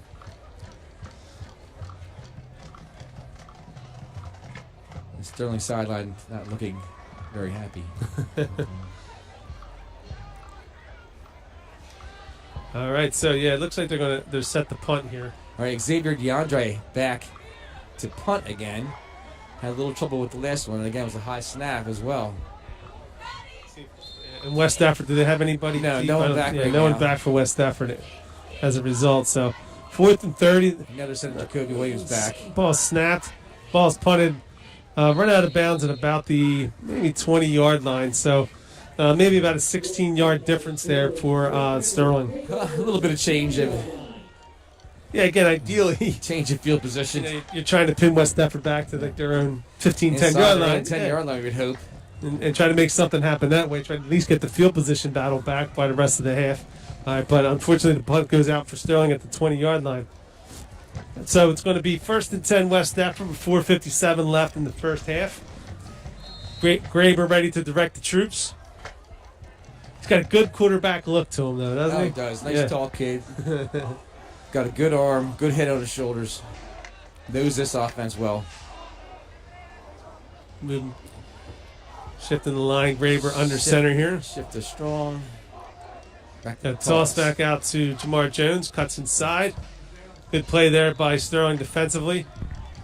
Number 36 with the penetration. And actually, I think that might be the first play for a loss for West Deptford tonight. Yeah. So a loss of about 1 on the play is going to bring up 2nd down and 11. There's a little lack of blocking on the edge that side. But Sterling player made a very nice play coming up. And again, so far tonight, West Deptford has had has gotten that edge at will. So back to the strong formation. Graber under center, Jamar Jones at fullback. Shivers takes the inside handoff, cuts back in. Brought down at about the 21-yard line. It's going to be my guess. So they've been going with the strong formation and running to the outside on the strong side, and Coach Morrell comes back with the inside handoff, the counter play. Yeah, so maybe gain of about 2 or 3 on the play is going to bring up 3rd down and 8.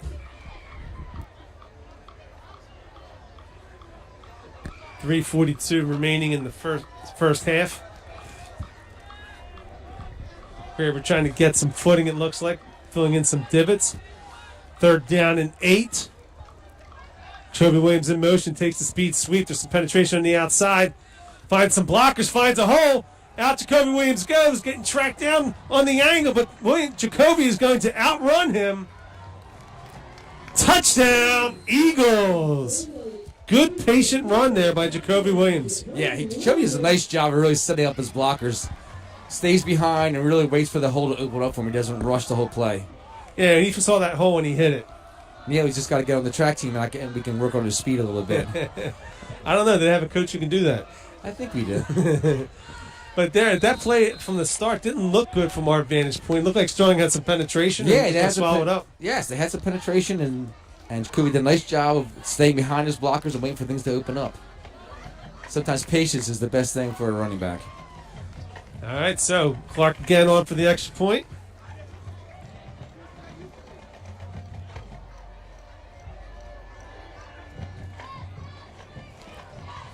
Kick is up. Good. And good. West Effort now up 41-0 with 3:15 remaining in the first half.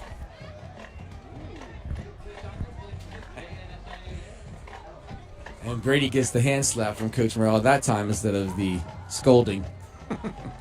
Yeah, if you talk to Coach Morrell, he might talk tough about kickers, but he knows their value.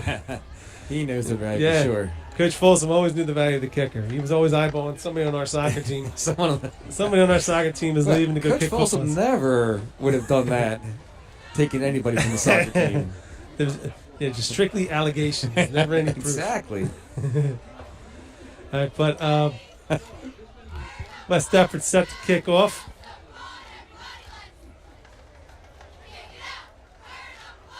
And you see that the Sterling coach is still trying to get his team fired up, get them ready to play. Which the coaches of Sterling and kids, as I said, the kids of Sterling are always doing a good job, no matter what sport they're in. I've watched them through basketball, football, soccer, wrestling, track.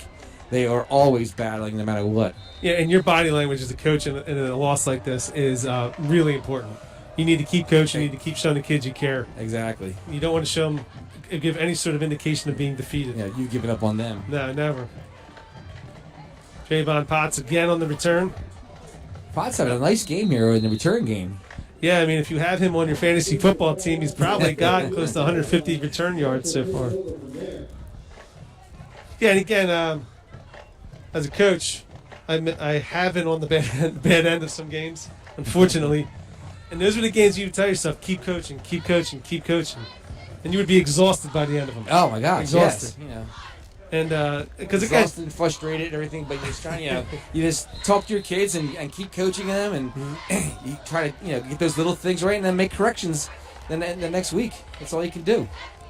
Sabrese takes a snap, looking to his left, floats one across the middle, and incomplete, broken up on the play at the last second there by Tyrone Oden. Another sophomore. Yeah, good play on the ball there. Knocked it out of his hands. And I think that's a pretty good throw by Sabrese. Yeah, it wasn't bad at all. I mean, he found a little spot right in between the linebackers and the safety, but Tyrone came up and made a nice job. I tell you, again, more sophomores playing here. Last year, the freshman team, these guys as freshmen, were 8-1, only losing to Group 5 Williamstown. So the talent there is really good at that sophomore level. Yeah, and again, of course, big difference physically between a sophomore and a senior. So, yes. Sabrese takes a snap, blitz on the play, pass is intercepted. There it is by Tyrone Oden. Oden on the interception returns it back out to the Sterling 43-yard line. Savarese was pressured on the play. I think rushed his throw a little bit. Yeah, and he wondering, about his hands again with the ball getting slippery here because kind of look at the ball sailed on him there too. 1st and 10, West Effort on the Sterling 44-yard line. That's Tyler Durden's first interception of the year, first interception as a varsity player. Now in high school football, do they put it in a foot locker for the kid to keep it? Put it in? This ball costs too much. They can't do that. Our Yeah. budget isn't that big. I thought maybe the team manager would put a piece of tape with the name on it. Yeah. Yeah, well, we'll take it out of his contract money. All right, Graber under center, 1st and 10, West Effort from the Sterling 44-yard line. Think of a little stick on it. Shivers in motion. Cuts upfield at the sideline. Finds a hole again. Untouched. Has the blocking. Touchdown, Shivers. Brennan Shivers with the 44-yard touchdown run. A flag on the play. Yeah, we might have a celebration flag, maybe? Yeah.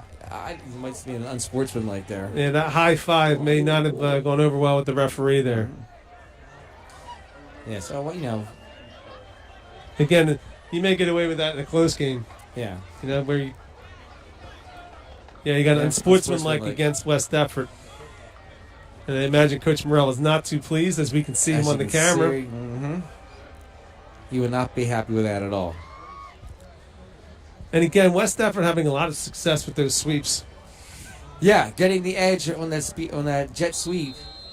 They're really having a good, good blocking on the side. And just kind of have them outnumbered, going to the outside right there. But that was established in the beginning too, when Jamar Jones was running well inside. You have to bring the line down to stop that inside run. As always. Ooh. Clark's extra point is deflected, but good. But Wow. good.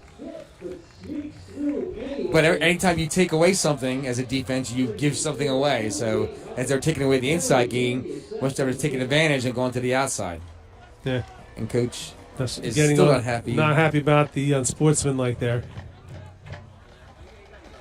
And talking to Coach Morrell earlier in the week, he was adamant and about fixing the penalties. Yeah, very unhappy with the number of penalties they had. Was it 2 weeks ago against Collingswood? Against Collingswood, yes. And the problem with that is that we did have penalties that were game penalties, a holding penalty here or there, and things like that. But then we also had some unsportsmanlike penalties, which are definitely within your control. And I'm sure that right now, that is what Coach Morrell is talking about, how that penalty right there was within our control. And, in some other big game, that could really hurt you. Yeah, and I remember last year they had a number of personal fouls, and Coach Morrell would say to me, like, the kids played with such Enthusiasm. enthusiasm. Yes, yeah. Like it was like letting go of the leash. So you didn't want to tamper that, but at times they went too far with it. Yes, with some exactly. late hits, and in sports, if you get into the habit of that always costs you in a big game later in the year. Exactly. If they don't get corrected early on. So Clark Squibb kicks it here, picked up by the up man at the 40-yard line. Tackled at about the 50, so it's going to be Sterling ball at midfield. Brought down the play by number 50, Jordan Roan. First down and 10, Sterling. It's 1st and 10. Again, we got 2:39 left in the first half. West Effort with a pretty solid lead here, 48-0. Let's see. I mean, I would, if I would coach this game, I would go back to the run game with Jameer Richardson just to keep it there. You have some positive yardage with it. There you go. Having some There you success. Keep building your team. Let them come out there and let them go right at West Effort. Yeah, he's a punishing runner, too. There's a lot to bring down there. So, I mean, it's sometimes with a kid like that, it's like when you watch Derrick Henry sometimes. Right. Exactly. There's not a whole lot in the first half, but in the second half, he wears you down, and then he breaks one. And he's a good athlete. I've seen him before. He's a strong kid, a fast kid. So, I mean, why not keep on using him? You're getting positive yardage with them. Got a flag on the play. You got another false Moving start again. against Sterling. Yeah, and there are times where, I coach basketball, so when you have a team that, it's probably not going to, you're on the underdog. You want to shorten the game, right? You don't want to lengthen the game by stopping the clock and everything. So you try to figure out ways to minimize the other team's possessions. When you look at this game today, with all the passing and the incompletes, they're just creating more possessions for West F. Exactly. I mean, you had 3 interceptions already, and then you've had plays right off the interceptions where they're. And you had a handoff again, Richardson, gain of about 3 or 4 on the play. You see now that again staying ahead of the chains. They have the motion penalty, and that puts them behind the chains. And now every play has been getting positive yardage, but that penalty puts them behind the other 3rd and 11, even after they've had positive yardage on each play. Yeah, and this was the best field position Sterling's had all game, starting in midfield. And now you're looking at a 3rd and 11. Savarese in the shotgun, and Richardson set to his right. Richardson takes the handoff, cuts forward, brought down by Garson at the ankles, helped out by Senator, out to about the 47-yard line. But again, a good punishing run there by Richardson, gains of about 5 on the play. Is going to make it 4th and 6. We got 48 seconds left to go in the first half. Yeah, I would just keep on giving it to Richardson, let him get his carries in, get into a game. He's only a junior, so let him keep building confidence as well as their offensive line build confidence. 4th down and 6, 27 seconds remaining in the half. Savarese still in the shotgun. I think they're going to hand off again here. Nope, actually they're going to throw it. Pass is incomplete, but we do have a flag on the play. Tyler Yates on the defense. Got pass interference against West Effort. Yeah, I mean, it looked like he came in there a little early, a little over-enthusiastic maybe as he went through the receiver. At the same time, the footing over there isn't the greatest. So look at, I know he was falling down at the same time, but. And again, it looked like Savarese was struggling with the football again. Yeah, it looks like he's having trouble with his hands on the. Yeah. I mean, as a player, you can ask the official to wipe the ball down for you, or as well as you should have your ball boys on the sideline where you should have a good dry ball for each snap, and you can request that from the official. So if they're not doing that, that's again he might be having trouble gripping the ball here. So we're looking at 1st and 10 from the 30-yard line, 15 seconds left in the half. Hand off to Richardson. Tackled by Murphy. Yeah, Murphy, Garson trips him up. Murphy finishes it off the tackle, and that'll be the last play of the first half. West Effort has a commanding 48-0 lead over Sterling. So last week against Paulsboro, I believe Sterling was down 42-0 at the half. Or yes, correct. Yes, in that ballpark.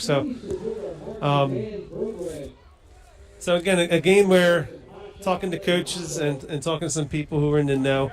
They knew that Sterling was coming in here limping tonight, and the West Effort did what they had to do, right?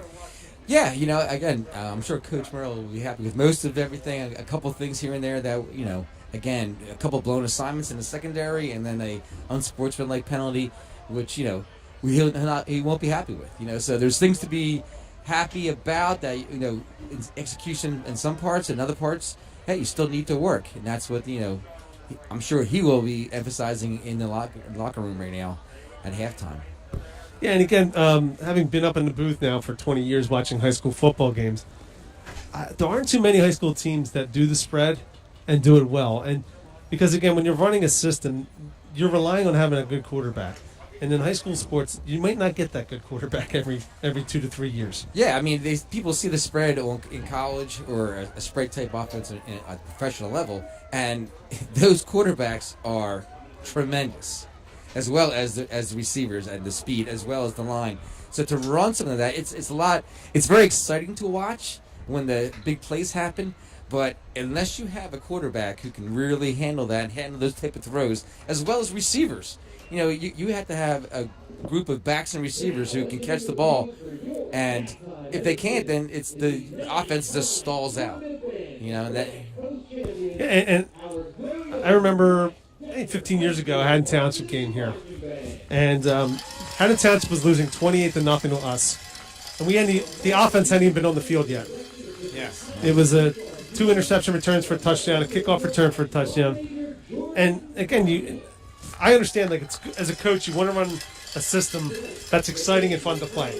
Because when you're in a small school, you think to yourself, okay, that's going to bring kids in. They want to be a part of this. Exactly. But after watching the wing T up in this booth for 20 years, to me, I just think it's the right type of system you want to run for a high school football team.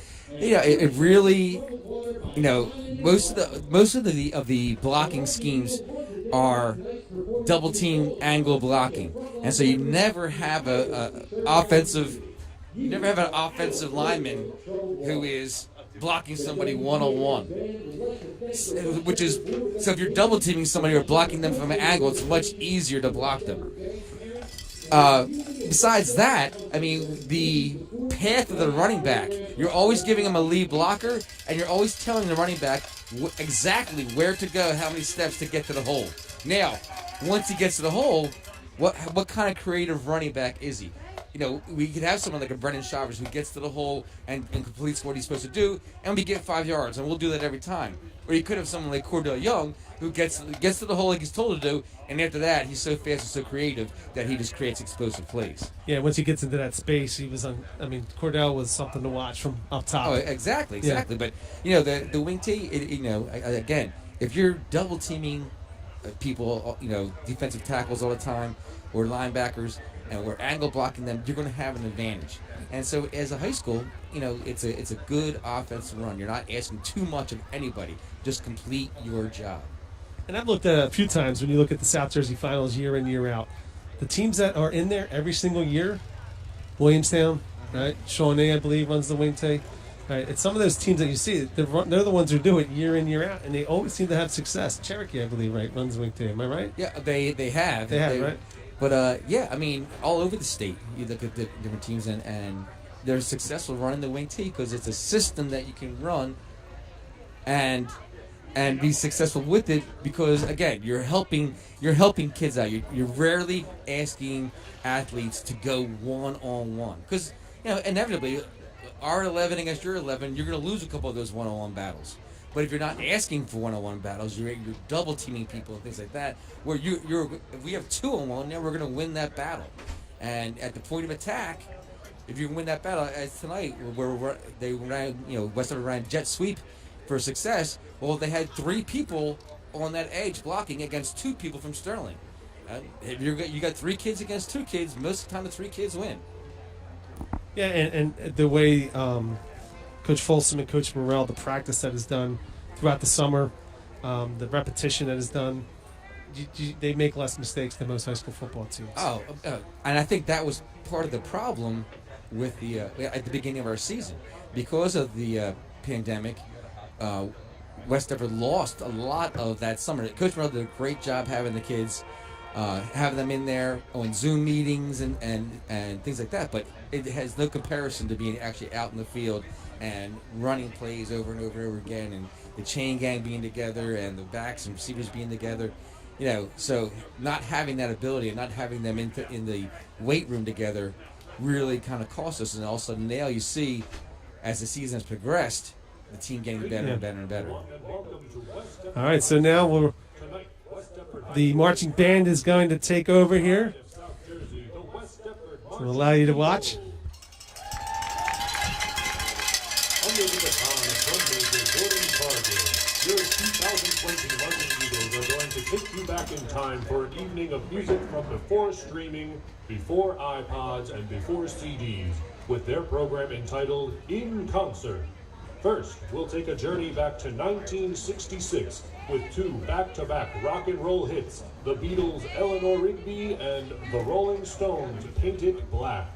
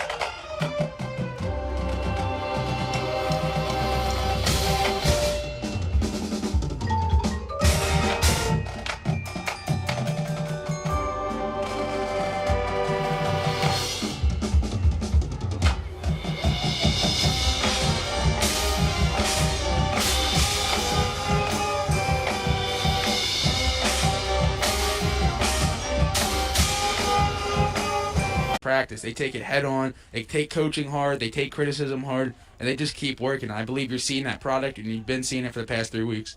So what do you think? I'm sure you have your eye on Joel Asaro there, your substitute. How do you think Joel's doing so far? I think Joel's doing a great job stepping in. He's a kid who's confident, and I know how it is being your first varsity start. I mean, I was in a tough spot last year, like a little anxious, first start against Paulsboro last year, but I think that he's came in with a lot of confidence. Talking to him all week leading up, he was confident, and he no problem being coached up, asking me questions. I mean, he played well tonight. Got a few things to fix, but I mean, first varsity start, not too bad.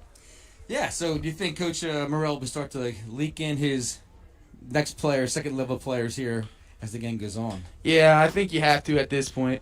You got to leak in the second level guys. You got to get them some varsity action, no matter what the score. And it's always good to get varsity action, see what you got for next year. I mean, you don't want to think about the future too quick, but you have to think about the future at some point. All right, well, we're getting ready for the kickoff here. Back to Coach Vialri here. Mike's going to jump in with us as he's on the sideline here for a couple of days, so we'll get ready to go for the next half here. All right, so West Deptford, of course, up 49-0 here to start the second half, and we'll receive Jacoby Williams back for West Deptford.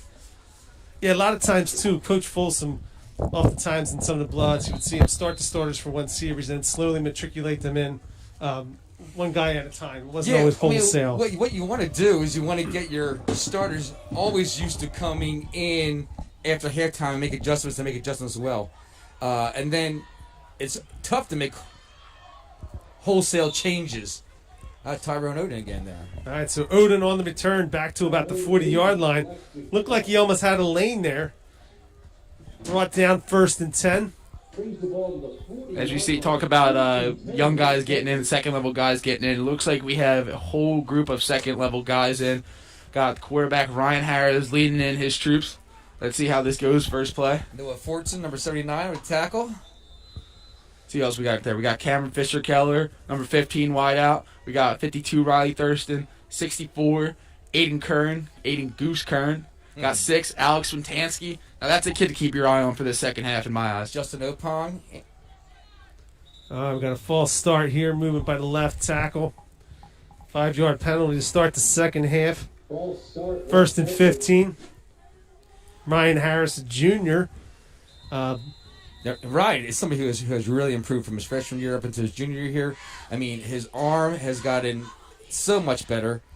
He physically, I mean, he went from being 5'4" as a freshman. Now he's about 6'1" now as a junior, really improving. Yeah, and a really smart kid. Again, program type kid. He's going to listen. He's going to work hard. He's going to get better. As he takes the end around here, not much room for him to run. Brought down from behind by number 42 of Sterling, Mike David. There's one thing Ryan still has to prove on is his speed. Agreed. But like Coach Dixon said, talk about a kid who's improved over the years. In his junior year, I mean, physically, obviously, he hit a growth spurt, obviously, a little bit. But he's a kid who came in last week. We had Graber go down with a little hand stinger last week, and he came in confident. Not like what you would think from a junior quarterback who's coming in an intense game against a defending Group 3 state champ. Came in real confident and got the job done. I'm still waiting for my growth spurt there, Griff. 2nd and 18. Justin Opong. It's a good run by Justin right there. Hands it off to Justin Opong. Inside, brought down at about the 39-yard line. Gain of about 5 on the play. Maybe 6. 3rd and 10.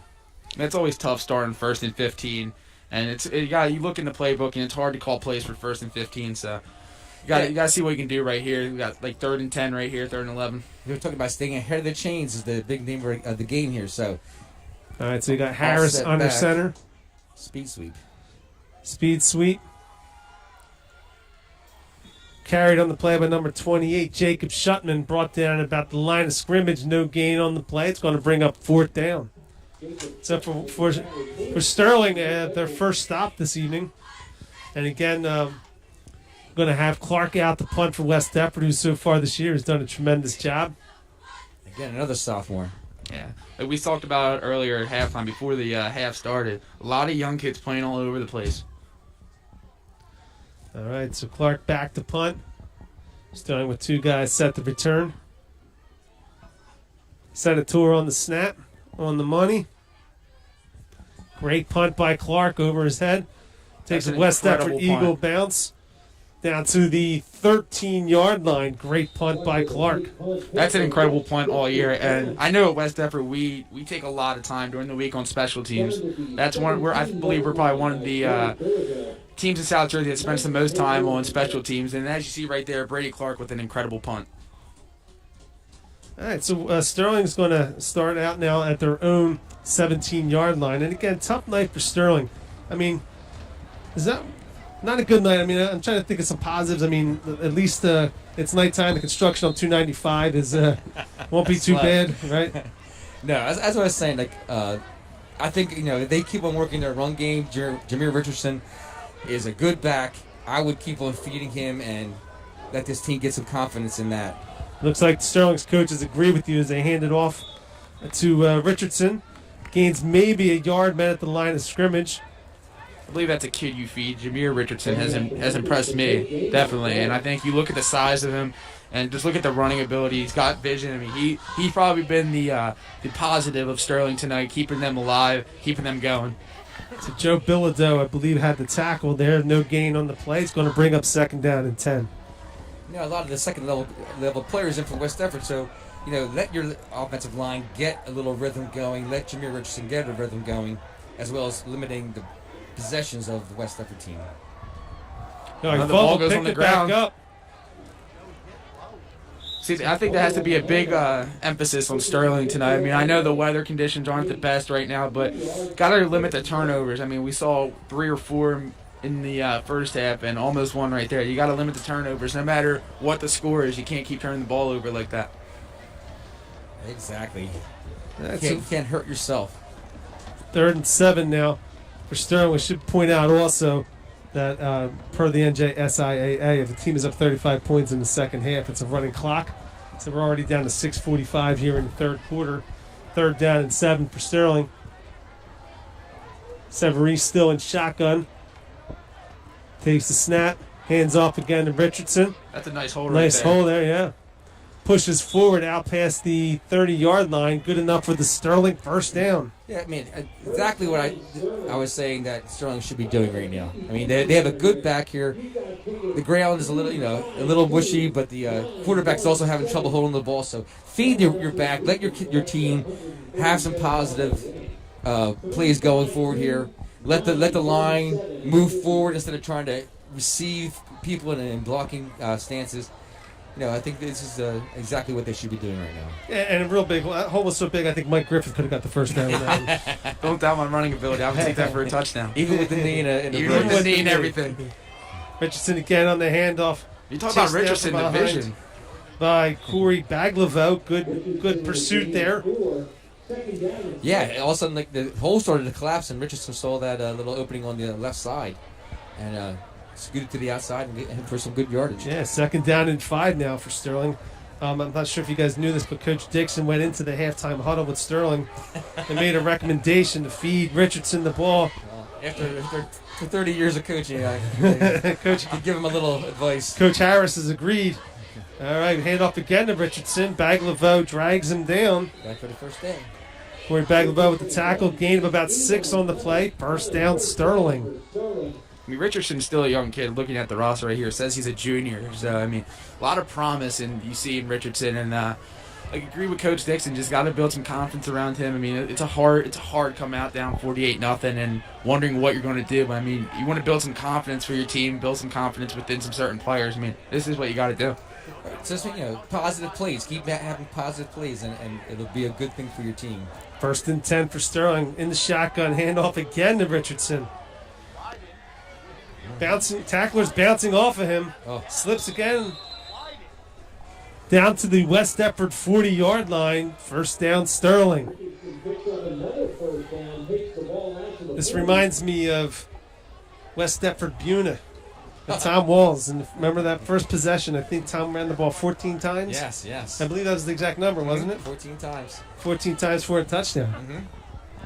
I could tell you as the basketball coach of Tom Walls, I was hoping they would give him a break. He was not going to get a break. No. Not with 3 feet of snow around the sidelines. 1st and 10 again. Savarese shotgun. Richardson to his left. Going to him again. breaks a tackle, pushes the pile forward out to the West Deptford 37-yard line. I think the one thing for Sterling they have to improve upon as a team is knowing what the communication has to get better all around. I mean, if you take a look at the first half and that play right there, there's a lot of looking around, wondering what's actually happening. And I think that's played a role in the choppy first half for them. You gotta get the communication down. And I mean, Richardson's getting the ball and he's doing what he's got to do, but the communication's got to get better if you want to be a successful team.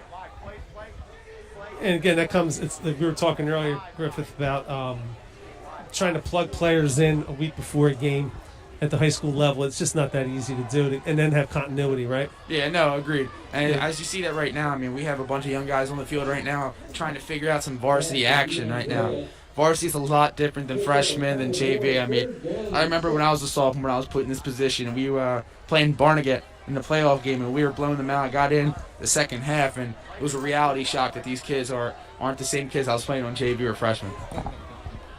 3rd down and 6 for Sterling. 2:48 left in the third quarter.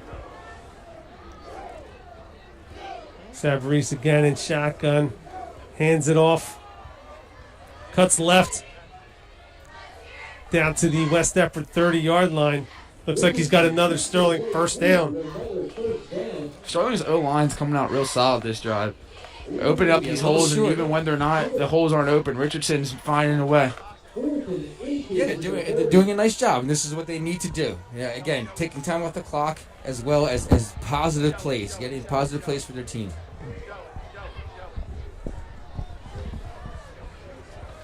Again, shotgun formation, handoff, cuts left, finds some space, gets out wide. I think that's a big thing when you're back is falling forward. Yes, Lawrence Howard there on a tackle. Huge to fall forward. Yeah, and again, with him getting into the defensive backfield, these guys like Lawrence Howard are giving up quite a bit of size and weight here on the tackle. Oh my, yes. And Baglava has shown some courage, brought him down a couple times. Corey Baglava is 165. Right, and that's being nice. Jameer Richardson's 6'1", 225. So that's a lot coming at you. Sure.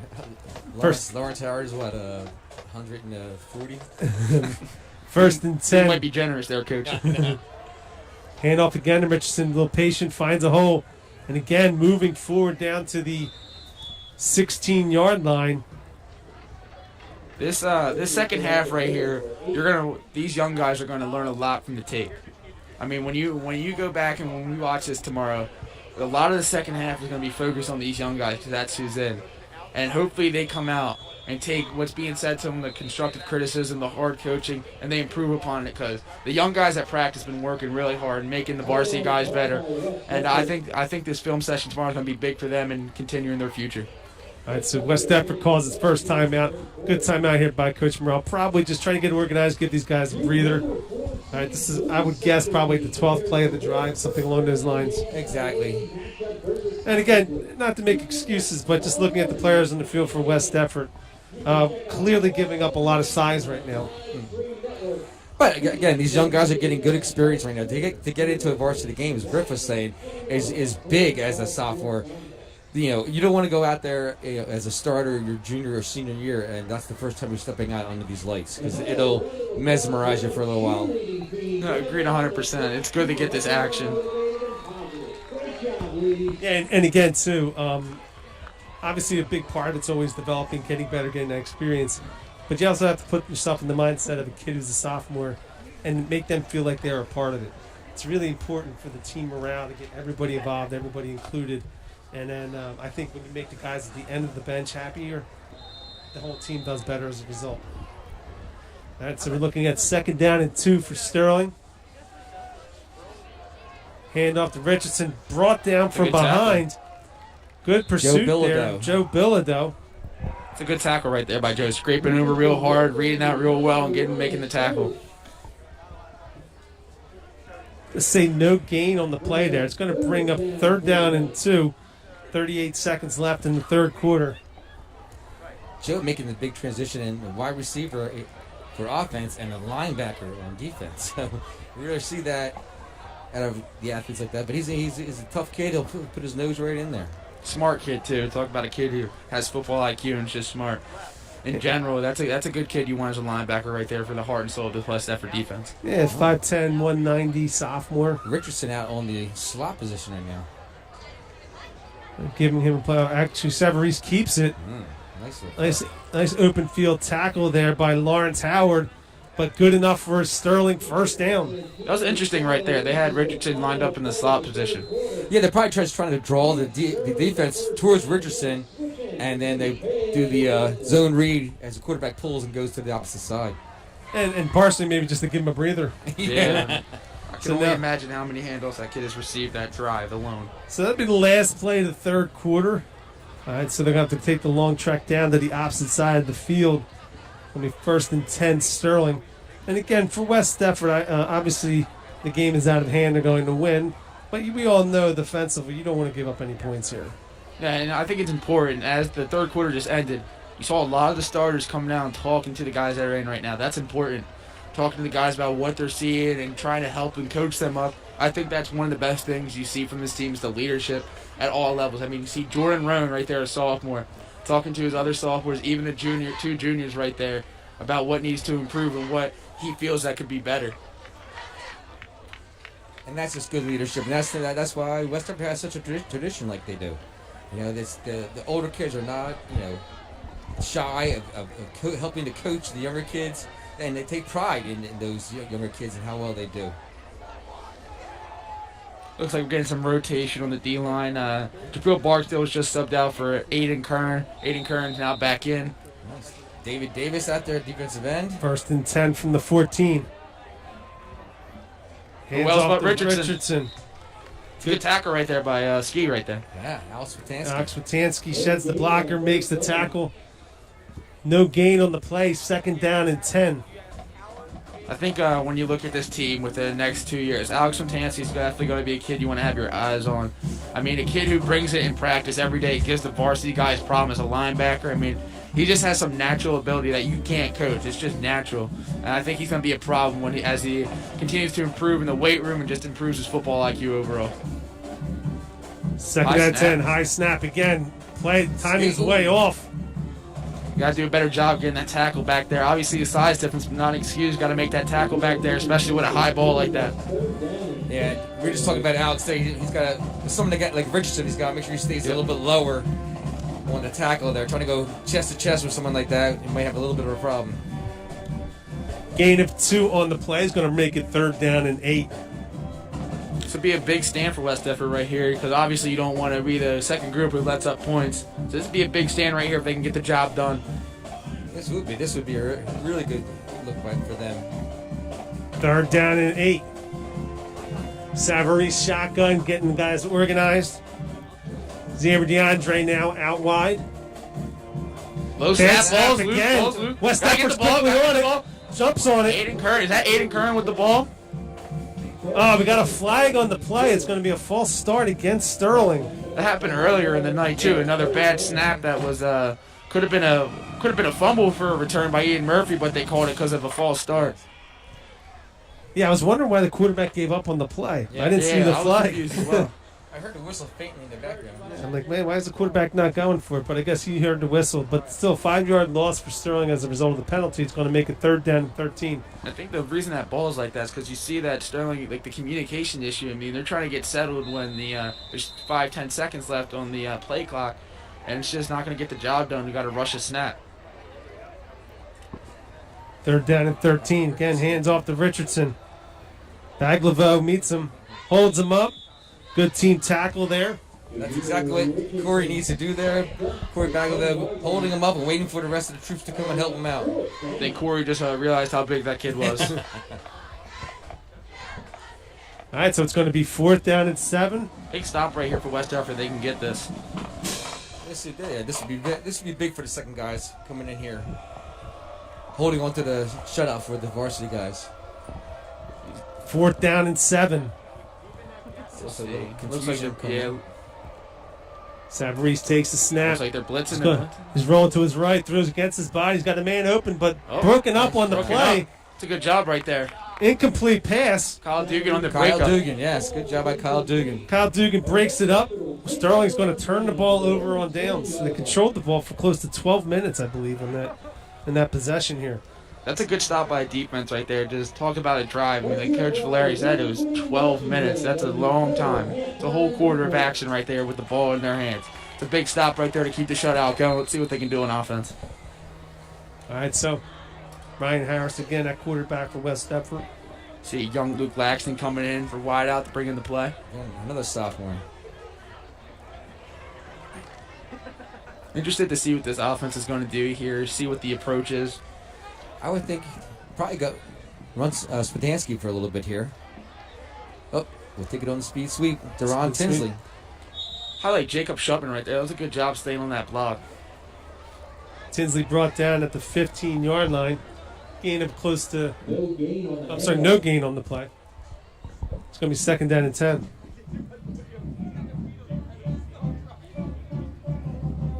I think it's important, especially for this O-line, because you're losing, 3 to 4 guys on the O-line next year, and this is important for these guys to get this action right now.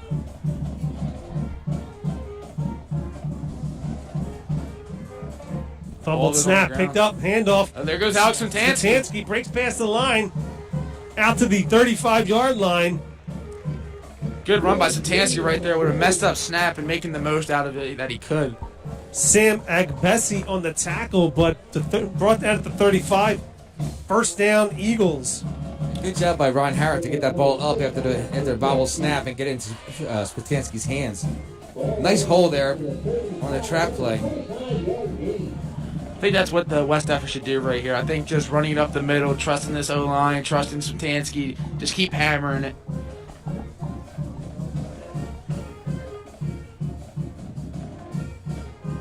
Looks like they go back to speed sweep. Tinsley gets out wide, Aiden Kern with the nice pull. cuts back inside, brought down by Sterling number 22, Xavier DeAndre. Good gain on the play of about 9 yards. It's going to be 2nd down and 1 for West Deptford. Again, just by alignment, Western has them outnumbered on that edge side right there. So the jet sweep is a good look for them as long as they can hold the blocks. Harris under center. Sutansky, fullback. Oh, we got a flag on the play. Got a false start against West Deptford. I think part of that was part of the loose ground there. When the back went in motion, it kind of slipped and kind of set things off in motion there. 5-yard penalty to make it 2nd down and 6.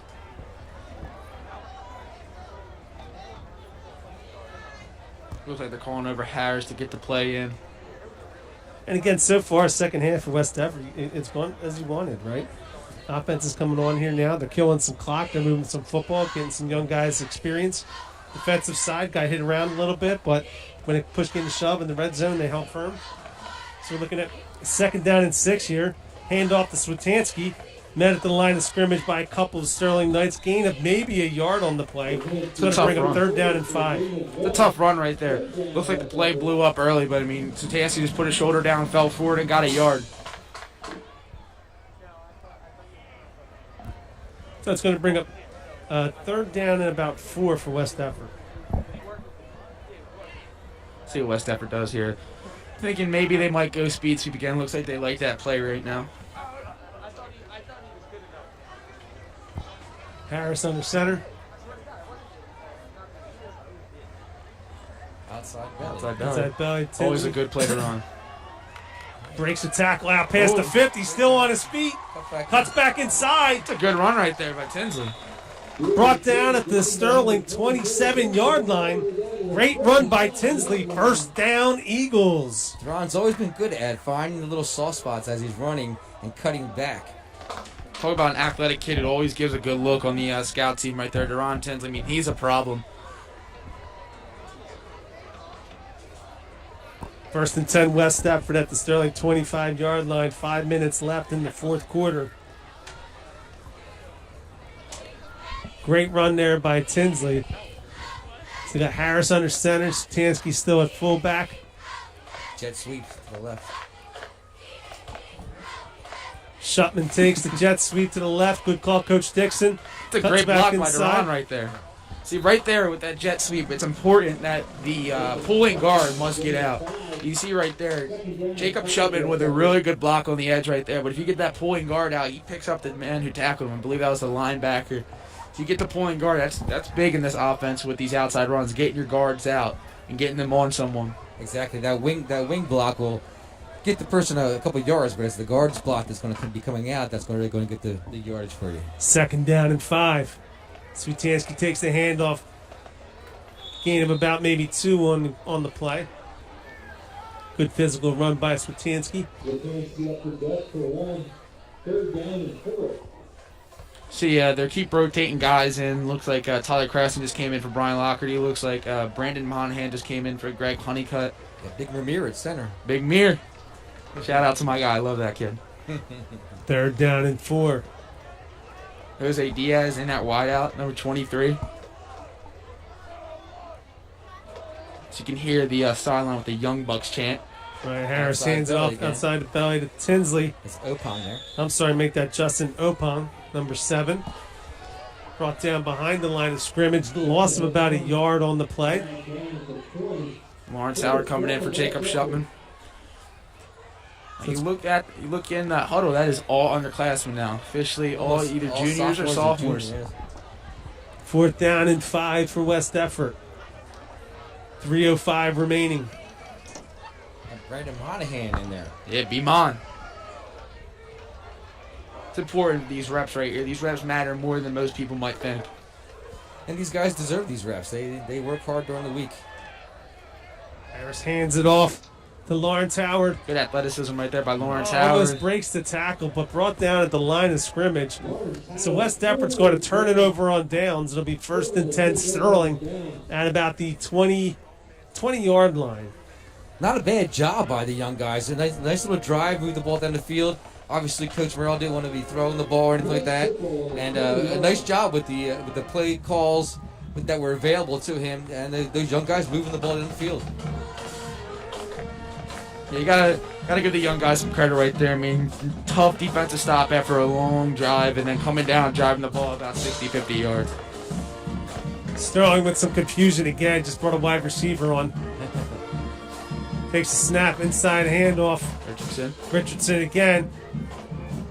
It's a good job by Justin getting in right there. Justin Opong and Dave Davis, very good. Nice job going down low. It's a well done job right there by them too. I think you can start seeing the carries getting on Richardson a little bit. Yeah, he's going to need some Advil tomorrow morning. Yeah, I would expect Sterling just to feed Richardson right now. As they should. Let him get his yards in and let them. There was all kinds of movement on that one. Yeah, it looks like another false start. I think this all comes back to confusion. As you saw right there, they were still talking in the backfield about what exactly they were going to do. And sometimes when you're running the spread offense, you're waiting for the defense to line up and when you're calling your play according to your formation, but it doesn't seem sometimes that when the play's called in that the players on the field actually are understanding exactly where they should be and what the play should be. Yeah, I agree. There's definitely a miscommunication. It's just what level is that miscommunication happening on? All right, so we're looking at 2nd down and 10. Hand off to Richardson. Good job right there by Noah Fortson, Alex Tansky, and Joe Bilodeau swallowing Richardson up in the backfield. Nice job. Good to have Noah back this year. We lost him for a year or two to transfer to a different school and then coming back again to us. So good to have him back.